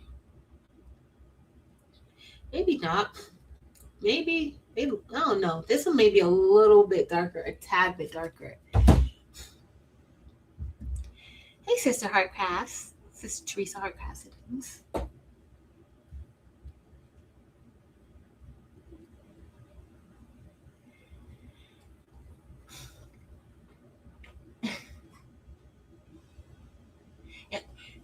Listen, they got some good candy, and they also have these protein bites, protein brownies that I like. It's called, I think it's Prime Bites or Pure Bites or something like that.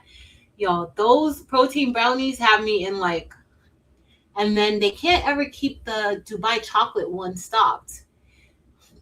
Dubai chocolate for me is a hit or miss. Like some of them I like, some of it I don't like. Like it just depends. I do like pistachio, but some of it I like, some of it I don't.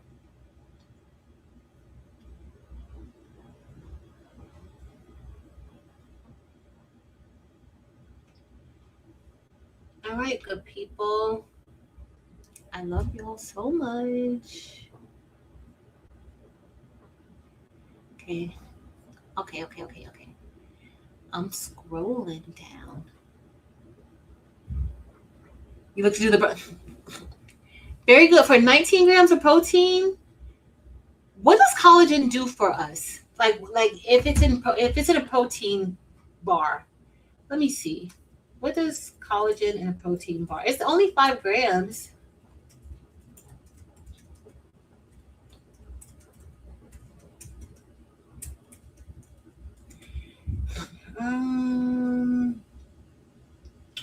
So I guess the same thing it would do in normal life. I guess support skin elasticity, joint health, and muscle recovery. So I guess after exercising, it's good to have it.